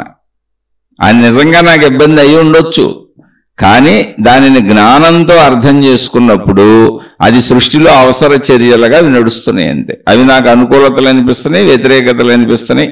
అనిపించడం అబద్ధం కాదు, కానీ సృష్టిలో అవి సహజ చర్యలు, ఇది ఎలాగే ఉంటుంది అన్నప్పుడు అక్కడ సుఖమును దుఃఖమును స్వీకరించటం అనేది ఇది ఎలాగే ఉంటుంది అన్నప్పుడు సమభావన వచ్చేస్తుంది. అలానే ముళ్ళుగుచ్చుకుంటే నొప్పి తెలీదా, సుఖం తెలీదా, దుఃఖం తెలీదా అంటే అన్నీ తెలుస్తాయి, కానీ ఇది ఇలాగే ఉంటుంది. వేసవికాలం ఇలాగే ఉంటుంది, వర్షాకాలం ఇలాగే ఉంటుంది, చలికాలం ఇలాగే ఉంటుంది. మనుషులలో ఉండేటువంటి స్వార్థపూరిత గుణాలు ఇలాగే ఉంటాయి, మనుషులు ఇలాగే ప్రవర్తిస్తారు, ప్రకృతి వైపరీత్యాలు ఇలాగే ఉంటాయి. అవన్నీ మనకెలా ఉన్నాయి తప్ప అదంతా అనంత సృష్టిలో సాగే ఒక సృష్టి ప్రవాహం. జంతువులు అలాగే ఉంటాయి. ఇప్పుడు పాములు మారిపోతాయా? పావులంటే మనకు భయం పోద్దా? పావులు కరిస్తే మనిషి చచ్చిపోకుండా ఉంటాడా? అవన్నీ అంతే, అలాగే ఉంటాయి. దాన్ని అర్థం చేసుకొని వీలైనంత జాగ్రత్తగా ఉంటూ చక్కగా అనుకూలతలు ఉన్నప్పుడు హాయిగా ఉంటాను, వ్యతిరేకతలు ప్రతికూలతలు వచ్చినప్పుడు ఇది సృష్టిలో సహజము అని దాన్ని పెద్ద బరువుగా దుఃఖంగా స్వీకరించకుండా ఉంటాను. స్వీకరించకుండా అంటే ఏంటి? స్వీకరించకుండా ఉంటే నొప్పి పోద్దా, బాధ పోద్దా, వ్యతిరేకత పోద్దా, ప్రతికూలత పోద్దా? పోదో. ఇది ఇలాగే ఉంటుంది అని దాన్ని అనుభవించుకుంటూ వెళ్ళిపోతాను అంతే. అంతే తప్ప అది ఒక పెద్ద విషయంగా ఇప్పుడు ఏదో నా నెత్తి మీద పడిపోయినట్టుగా తీవ్ర దుఃఖాలకు లోనైనా దాన్ని అనుభవించాల్సిందే. తీవ్రంగా బాధగా తీసుకున్న ప్రతికూలతను అనుభవించక తప్పదో. మహాత్ములైనా అనుభవించే వెళ్ళారు ఇక్కడి నుంచి. అనేక శారీరక అనారోగ్యాలు పడ్డారు మహాత్ములు ఎంతోమంది. తప్పించుకోవడం కుదిరిందా? మరి ఆ మహాత్ముల దగ్గర ఎన్నో మహిమలు మాయలు అద్భుతాలు ఎన్నో గ్రంథాలు రచించి ఉంటాయి. మరి వాళ్ళు ఆ మహిమలతో మాయలతో అనారోగ్యాలు పొందకుండా బాధలు పడకుండా సుఖపడి వెళ్ళారా? ఎవరి శరీరమైన వృద్ధాప్యంలోకి రాకుండా వెళ్ళిందా? అసలు వృద్ధాప్యమే వ్యాధి కదా. ఎన్ని బాధలకు లోనవుతాడు మనిషి. వృద్ధాప్యం నుంచి మరణం వరకు మనిషి నరకాన్ని ఇక్కడే చూసి వెళ్తాడు. అది ఎలా తప్పించుకుంటాం? కాదు, సృష్టి తీరు ఇంతే, సృష్టి పద్ధతి ఇంతే, సృష్టి విధానం ఇంతే అని తెలిసినటువంటి వ్యక్తులు అది నొప్పైనా, అది బాధ అయినా, అది వృద్ధాప్యమైనా, ఆ పరిస్థితుల్లో అలా బలహీనతగా ఉన్నా, శక్తిహీనతగా ఉన్నా, సృష్టి ధర్మము మారదు అనే విషయాన్ని తెలిసి దాన్ని అంగీకరించి అనుభవించుకుంటూ వెళ్ళిపోతారు అంతే. సుఖాలు బరువుగా బాధగా అనుభవించాల్సిన అవసరం లేదుగా, హాయిగా ఉంటాయి. దుఃఖాలు కొంచెం బరువుగా బాధగా ఉంటాయి. అవును, బరువుగా బాధగానే ఉంటాయి, ఇది సృష్టి ధర్మం ఇంతే అని అంగీకరించుకుంటూ వెళ్ళిపోతారు. అదే సుఖ దుఃఖాలు. సుఖ దుఃఖాలను పెద్దగా తీసుకోరు. అంటే కోరుకునేటప్పుడు సుఖ దుఃఖాలు పెద్దగా కనబడతాయి. సుఖం కోరుకుంటుంటే దుఃఖం పెద్దగా కనబడుద్ది, అంతే, ఏం లేదు. అసలు కోరుకోరు, తమ పనిని చేసుకుంటూ వెళ్ళిపోయి అందులో సుఖం రావచ్చు, దుఃఖం రావచ్చు. ఏదొస్తే దాన్ని అనుభవించుకుంటూ వెళ్ళడం తప్ప మనం చేయగలిగింది ఏముంది? ఒక పరిమిత జీవితంలో, ఒక పరిమిత శరీరంతో ధూళి కణం లాంటి మనిషి సృష్టిలో తనకు కావలసినవన్నీ తెచ్చుకోగలడా? ఆ అనంతత్వంలో లీనతలో సాగిపోతాడు. నేను అనంత ఆత్మశక్తిని తెలుసుకున్నా కూడా శరీరంలో అలాగే బతకాల్సిందే. అందుకని సుఖ దుఃఖాలను పట్టించుకోకపోవటం అంటే తెలియకపోవటం కాదు, సమంగా స్వీకరించడం అంటే సుఖంలో నవ్వినట్టు దుఃఖంలో కూడా నవ్వటం కాదు. దుఃఖంలో నవ్వుతూ పిచ్చోడు అంటారు. దుఃఖంలో అసలు నవ్వు ఎందుకు వస్తుంది? కాదు, ఇది ఇలాగే ఉంటుంది అన్నప్పుడు అది దాటే వరకు ప్రయత్నించుకొని దాటేస్తావు అంతే. దాన్ని దాటక తప్పదు. అది పెద్ద విషయంగా తీసుకోవు. మోక్షం అంటే మోక్షం అంటే ఏంటంటే నాకు స్పర్శలు తెలియవని కాదు, సుఖ దుఃఖాలు తెలియవని కాదు, అసలు అవి నాకు రావని కాదు, ఇది ఇలాగే ఉంటుందని అంగీకార భావము. అంగీకార భావం. ఇది ఇలాగే ఉంటుంది అన్నప్పుడు ఎవరి మీద కంప్లైంట్ చేస్తావు? వీళ్ళ వలన వచ్చింది, వాళ్ళ వలన వచ్చింది, వీళ్ళు చేశారు, వాళ్ళు చేశారు, మొత్తం ప్రపంచమే ఇలా ఉంటుంది. ఇప్పుడు పాము కరిసింది అనుకుందాం, ఎవరి మీద కంప్లైంట్ చేస్తావు? పావులు ఇక్కడ ఉంటాయి, సృష్టిలో ఉన్నాయి పాములు. ఎవరు సృష్టించారు? సృష్టి సృష్టించింది. నిన్ను ఎలా సృష్టించిందో పాములను అలాగే సృష్టించింది. నువ్వు జాగ్రత్తగా ఉండాలి అంతే. పాము ఎలాంటిదో మనిషి కూడా అంతే, నువ్వు జాగ్రత్తగా ఉండాలి. లేదు, ఎప్పుడో పొరపాటు జరుగుద్ది, మోసపోతాం, అన్యాయం జరుగుద్ది, మనకి ఇది జరుగుద్ది. ఓకే, ఇది ఇంతే, మనుషులు ఇలాగే ఉంటారు, అనారోగ్యాలు వస్తాయి, ఇంతే, ఇది ఇలాగే ఉంటుంది. సృష్టిలో అనేక భౌగోళిక పరిస్థితులు మారుతూ ఉంటాయి, అనేక వైపరీత్యాలు వస్తాయి భౌగోళిక పరిస్థితులు. అవును, ఇంతే, ఇలాగే ఉంటుంది. బతికించింది అదే, చంపేదే అదే. బతికించడానికి అన్ని సమకూర్చింది అదే, చావటానికి ఏర్పాట్లు చేసింది అదే, సుఖపడటానికి అన్నీ ఇచ్చింది అదే, దుఃఖం రావటానికి కారణం అదే. ఏది సుఖ దుఃఖాలకు రెండింటికి కారణమై ఉన్నదో, ఏది జనన మరణాలు రెండింటికి కారణమై ఉన్నదో, ఏది అన్ని ద్వంద్వాలకు మంచికి చెడుకి కారణమై ఉన్నదో, దాంట్లో మంచి చాలు నాకు చెడు వద్దంటే ఎలా కుదురుతుంది? దానిలో సుఖం చాలు దుఃఖం వద్దంటే ఎలా కుదురుతుంది? దానిలో అనుకూలత చాలు ప్రతికూలత వద్దంటే ఎలా కుదురుతుంది? దానిలో జననం చాలు మరణం వద్దంటే ఎలా కుదురుతుంది? రెండింటికి అదే కారణం. రెండింటికి అదే కారణమైనప్పుడు సుఖాన్ని ఎలా తీసుకున్నానో దుఃఖాన్ని కూడా అలాగే అనుకుంటాను. అదే కారణం, అదే ఇచ్చింది, జస్ట్ లైక్ ఇట్, అలా వెళ్ళిపోతాం. మోక్షము అంటే అది అన్నింటికి అదే కారణం. అటువంటి స్థితి మనసులోకి వచ్చినప్పుడు భావాలుగా అన్నీ తెలుస్తాయి. సుఖం తెలుస్తుంది, దుఃఖం తెలుస్తుంది, నొప్పి తెలుస్తుంది, ఆనందం తెలుస్తుంది, అన్నీ తెలుస్తాయి. కానీ అన్నింటికీ కారణం అదే. ఇందాక సుఖం ఇచ్చింది అదే, ఇప్పుడు దుఃఖం ఇస్తుంది అదే. ఇందాక జననం ఇచ్చింది అదే, ఇప్పుడు మరణం ఇస్తుంది అదే అనేటువంటి భావన. ఇక డైరెక్ట్గా మోక్షం అన్నప్పుడు ఏంటంటే, ఈ మోక్షం వచ్చిన వాళ్ళకి ఇటువంటి సమానత్వపు భావన వస్తుంది. ఏమని? రెండింటికి కారణం ఒకే శక్తి, అదే సృష్టి. రెండింటికి కారణం సృష్టే. ద్వంద్వతల రెండింటికి కారణం సృష్టి. పూర్తి విరుద్ధమైన సుఖ దుఃఖాలు రెండింటికి కారణం సృష్టి. మంచి చెడులకు రెండింటికి కారణం సృష్టి. అన్ని విరుద్ధతలకి కారణం సృష్టే అన్నప్పుడు నేను మంచిని తీసుకున్నట్టు చెడుని కూడా తీసుకోవాలి. ఎందుకని? ఇస్తుంది ఒకటేగా, ఇచ్చేవాడు ఒకటేగా అక్కడ కూర్చుంది. అదే అనంత ఆత్మశక్తి, అదే సృష్టి. కాబట్టి దాన్ని అంగీకరించటం అనేటువంటి భావం వస్తుంది. ఇది సుఖదుఖ సమానత్వ భావం. సుఖదుఖాలను సమానం తీసుకుంటే మోక్షం వస్తుందా అంటే, మోక్షం వచ్చిన వాళ్ళు అలాగే ఉంటారు. అలా ఉన్న వాళ్ళకి మోక్షం ఆటోమేటిక్గా వచ్చినట్టే. నువ్వు అసలు సుఖం దుఃఖం పడతలేదని దుఃఖపడపోతే మోక్షమే. దుఃఖ రాహిత్య జీవితమే మోక్షము. ఎందుకని? నీకు అసలు దుఃఖ భావన కలగట్లేదు, నువ్వు దుఃఖం తీసుకోవట్లేదంటే శరీరం నిన్ను ఏమీ చేయలేకపోతుంది. శరీర భావాన్ని అధిగమించేసావు, నువ్వు మనోభావాన్ని అధిగమించేసావు, అయిపోయింది మోక్షం. అంతే. మోక్షం అనేది ఒక పదార్థమో పండో వచ్చేయటం కాదు, ఒక అద్భుతం కాదు, ఒక మాయ కాదు, ఒక మహిమ కాదు, నువ్వేదో అయిపోవటమో కాదు. మోక్షం అనేది ఒక స్థితి. సామాన్య శారీరక పరిస్థితుల్లో ఉన్న ఇష్టాయిష్టముల ద్వంద్వత్వము, మంచి చెడుల ద్వంద్వత్వము, సుఖదుఖముల ద్వంద్వత్వము, ప్రతికూలత అనుకూలతల ద్వంద్వత్వము, ఈ ద్వంద్వత్వ స్థాయి ఏకత్వ స్థాయికి వస్తుంది. ఏంటి, ఎందుకని ఏకత్వ స్థాయికి వస్తుంది? ద్వంద్వత్వాలు లేక కాదు, ద్వంద్వత్వాలకు కారణమైన శక్తి ఏకమే. మంచి ఇస్తుంది అదే, చెడు ఇస్తుంది అదే, సుఖం ఇస్తుంది అదే, దుఃఖం ఇస్తుంది అదే, జననం ఇస్తుంది అదే, మరణం ఇస్తుంది అదే. అయినప్పుడు నేనెవరినట్టు చూస్తుంటుంది తప్ప అనేటువంటి జ్ఞానమే మోక్షము. అది స్థితి. అది వచ్చినప్పుడు సమస్థితి వస్తుంది. సమస్థితి అంటే ఏంటి? దాన్ని అంగీకరిస్తాను, దీన్ని అంగీకరిస్తాను, అంతేగాని సమస్థితి అంటే తెలియకపోవటం కాదు, దుఃఖం తెలియకపోవటం కాదు, బాధ తెలియకపోవటం కాదు, ఇబ్బంది తెలియకపోవటం కాదు. ఇబ్బందిని కూడా స్వీకరిస్తాను. స్వీకరించక ఏం చేస్తాను? ఎండ వస్తే ఏం చేస్తాను? వర్షం వస్తే ఏం చేస్తాను? చలి వస్తే ఏం చేస్తాను? స్వీకరించక ఏం చేస్తాను? అలా స్వీకరిస్తుంది మనసు. మోక్షము అంటే మోహనాశనము, జన్మరాహిత్యము అంటే దుఃఖము లేనటువంటి స్థితి.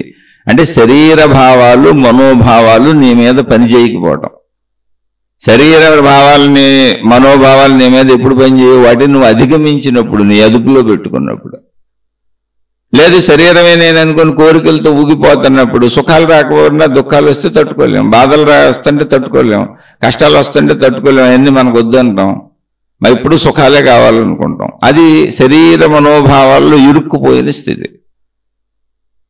వాటిలోంచి బయటకు వచ్చినప్పుడు ఇదంతా ఒకే శక్తి నుంచి జరుగుతున్న ద్వంద్వత్వము అని తెలియటమే మోక్షం. అంతే. అంగీకరిస్తాం, అంగీకార భావం ఉంటుంది అంతే.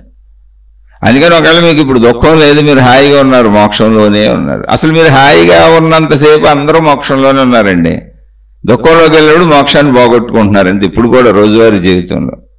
అసలు దుఃఖంలోకి వెళ్లకుండా మీ మనసును తయారు చేసుకొని జ్ఞానంతో విషయాన్ని అర్థం చేసుకొని ఇవి ఇలాగే ఉంటాయి, మనం ఆ దుఃఖభావాలకు పొంగిపోకూడదు, ఈ సుఖభావాలకు పొంగిపోకూడదు అనేటువంటి తత్వాన్ని అర్థం చేసుకుంటే మోక్షంలో ఉన్నట్టు. అది స్థితి, మోహనాశనం స్థితి. అన్నిటిని అంగీకరించటం అనేది మోక్ష స్థితి. అంతే తప్ప మోక్షం అనేది అద్భుతం కాదు, మాయ కాదు, మహిమ కాదు, ఏదో వెలుగులు చెందుతూ వచ్చి మనలో దూరిపోయేది కాదు, మనమేదో లేకపోతే వెళ్ళి శక్తిలో కలిసిపోయేది కాదు. ఏమీ లేదు అక్కడ. ఏకత్వ భావన అర్థమవుతుంది. దానికి మెట్లు ఏంటంటే ముందు మంచిగా జీవించడం, చెడును పోగొట్టుకోవడం, గుణమార్పు అంతరంగంలో, అది ఆధ్యాత్మికం. తర్వాత రెండవ స్టెప్ మేలు చేయటం ఇతరులకి. అది కూడా సద్గుణాలు ఉంటేనే మేలు చేయగలుగుతారు, ఇతరుల పట్ల సదభిమానం ఉంటేనే మేలు చేయగలుగుతారు. రెండో స్టెప్ ఎక్కాం, దైవత్వం. అది అక్కడి నుంచి నాలో ఉన్న ప్రాణశక్తిని, సృష్టి మొత్తానికి ఆధారమై ఉన్నటువంటి శక్తిని తెలుసుకునే ప్రయత్నం చేస్తాను. ఉన్న ఏకశక్తి అర్థమవుద్ది, అదే మోక్షం. ఆ మోక్షం వచ్చిన వాళ్ళు జీవన్ముక్తులు అయితే ఎలా జీవిస్తారు? సుఖ దుఃఖములు పట్టించుకోరు. ఎందుకంటే రెండింటికి కారణమైంది ఒకటే శక్తి.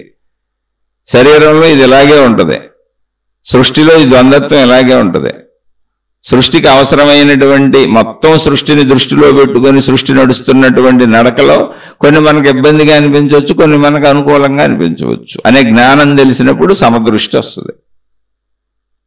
అది అందుకని సుఖదుఖములు ఎవరైతే సమానంగా తీసుకుంటారో వాళ్ళు సుఖదుఖాలు సమానంగా తీసుకుంటూ హాయిగా ఆనందంగా ఇది ఇంతే అని ఆనందంగా ఉండడానికి ప్రయత్నించి అలా జీవిస్తారు. అది మోక్షస్థితి.